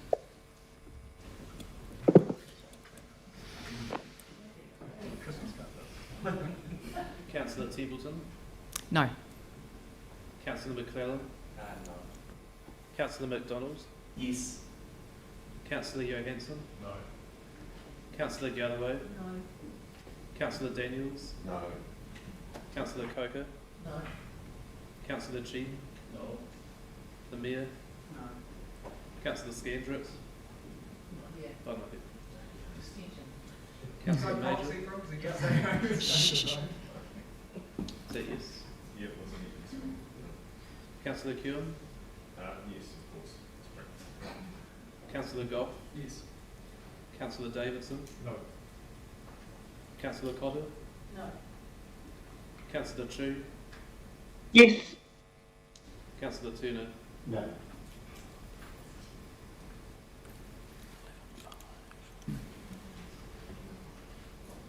It's 5 for and 11 against. Okay, I declare that lost. And so we move to the substantive. All those in favour, please say aye. Aye. Those against? No. Declare that carried. Thank you very much. It's okay? Yep. Sam's called for a division at lunchtime. That's not a problem. Yeah, absolutely. It's called for, so we do it. That's fine. Councillor Kewen? No. Councillor McClellan? Yes. Councillor McDonald? No. Councillor Davidson? Yes. Councillor Galloway? Councillor Chu? No. Councillor Kogan? Yes. Councillor Cotter? Yes. Councillor Chin? Yes. The Mayor? Yes. Councillor Templeton? Yes. Councillor Major? Councillor Turner? Yes. Councillor Johansson? I'm reading an amendment, we stuck with the written part.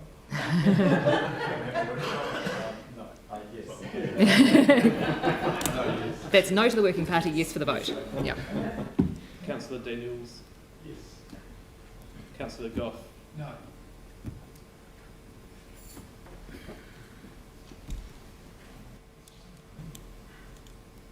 So 11 for and 5 against. Okay, declare that carried. Thank you very much. And it is now lunch break. We come back at 1:45 for the 2 social housing papers. 1:45, yeah.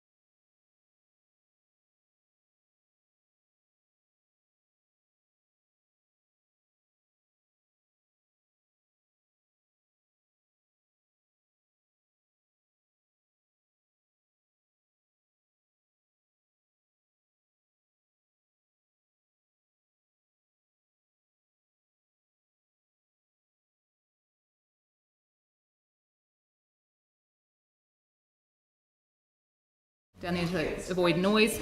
It's great to be here. And Bruce, over to you. Thank you very much. So we've got the social housing annual report to start with. Yeah, so thank you for this. And look, firstly, we should be reporting quarterly, and we did have a quarterly report for the first quarter of the year, but we unfortunately got caught with COVID and the lockdown and the suspension of the committee. So that report didn't come. We've tried to bring all that information into this one. So this is really just an omnibus report that tells you what we've been doing in housing over the last 12 months. I think some of the highlights that I would be pointing out would be the work that's been done in the area of increasing planned maintenance. With the completion of our earthquake program, we are now being able to focus more and more in the planned maintenance area.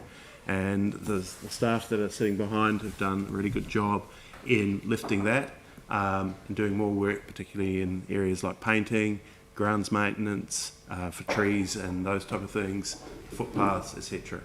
And a real focus on external matters.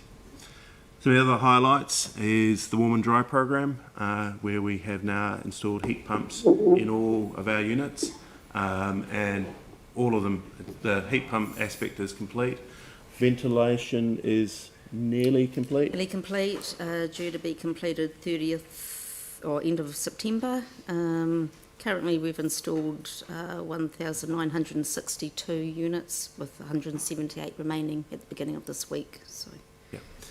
And the draft stopping part of the program is just starting now, and we're moving on to the insulation. So the insulation component is for those units that comply but are exempt, and we are trying to improve that situation. Most of this will require major works, and a lot of that will involve taking off roofs, lifting the height, putting in an insulation and then putting in a new roof. And I'll draw your attention to the report where it says, well, we had originally committed in the report last year to complete by December. We now think that will be March before we complete that. With that chosen methodology of removing the roofs, we just want to maximise the time over summer where there is less chance of rain during that work. So we'd ask your forbearance on that delay, but I think that the outcomes that you'll get justify that in this case. New roofs which will add to the life of those units, incorporated within the same budget. And we're also at the stage of looking at the program to see if we can start to put double glazing in more units. That also include doors? It will include doors if required. Basically, we'll go through a complex. If they need windows, we'll do the doors as well. So keep them. Yeah, and we think there's about 200 odd units that will benefit from that. I think that's about that. So that's an additional benefit that's coming out of that program. I think that the feedback we've certainly received has been overwhelmingly positive about the program today. Carmen, is there anything else that really stands out you wanted to talk about?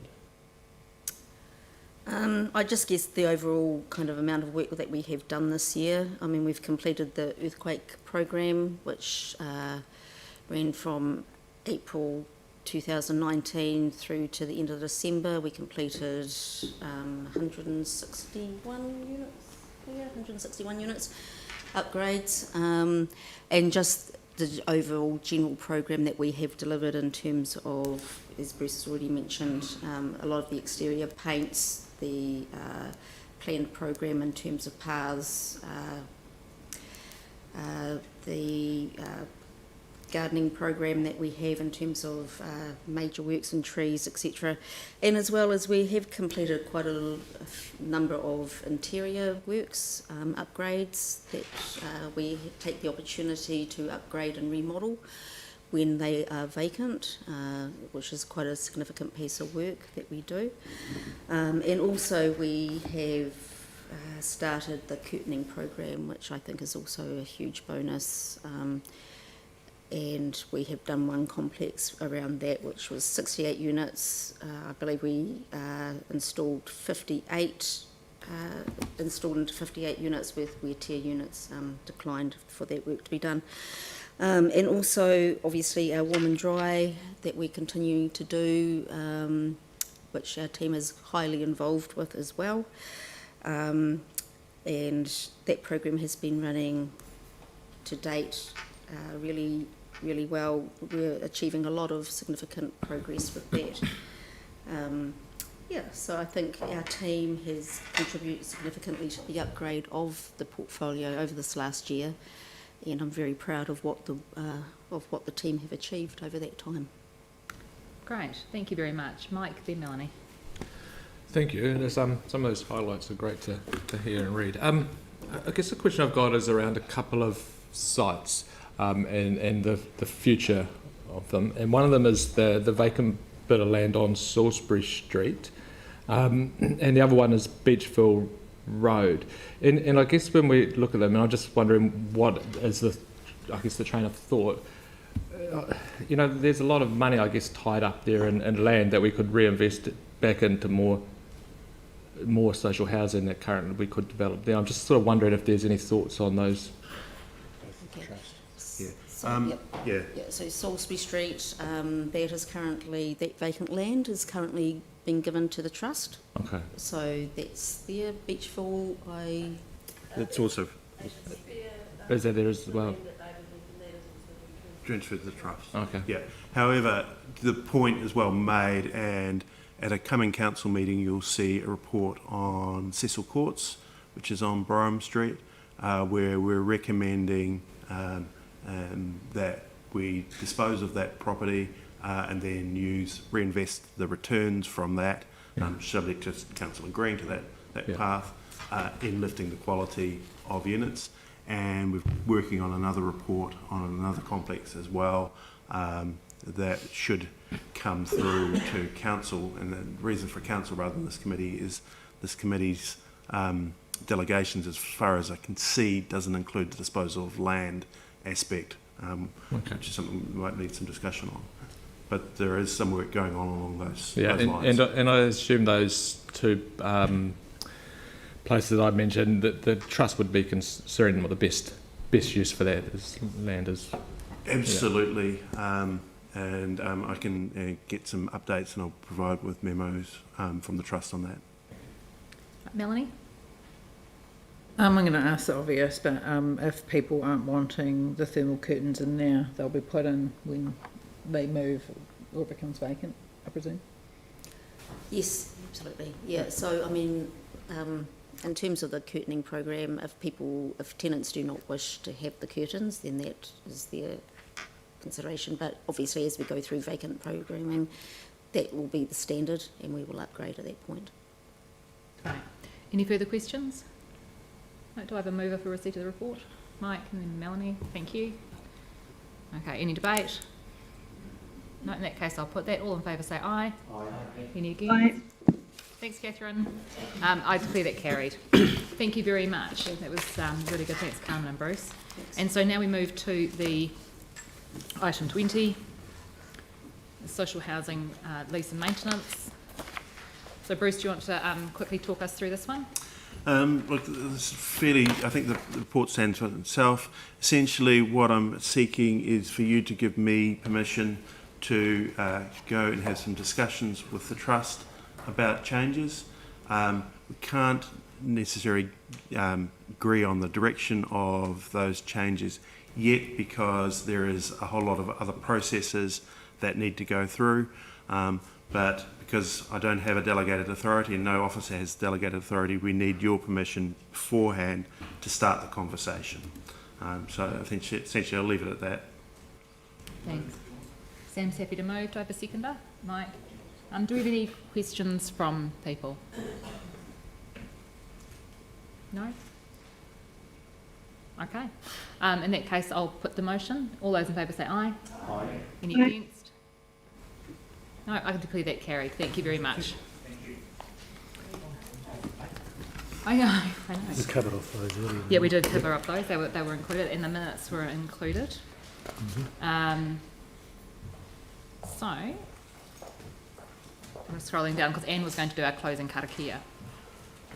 So James, would you be able to do that for us? So Anne hasn't made it back from the community event that she went to at lunchtime. So could you do? No, we haven't done a PX. We moved the PX paper into public. We just did it in public. So there's no PX today. So we're going to close the meeting. So if you could do that, James. Thanks. Ka whakairia te tapu, kia wate ai te ara, kia tūroki whakatā ai, haumie huie Tai kia. Kia ora. Kia ora. Thank you very much. And closed. Not a problem. And I think we've got a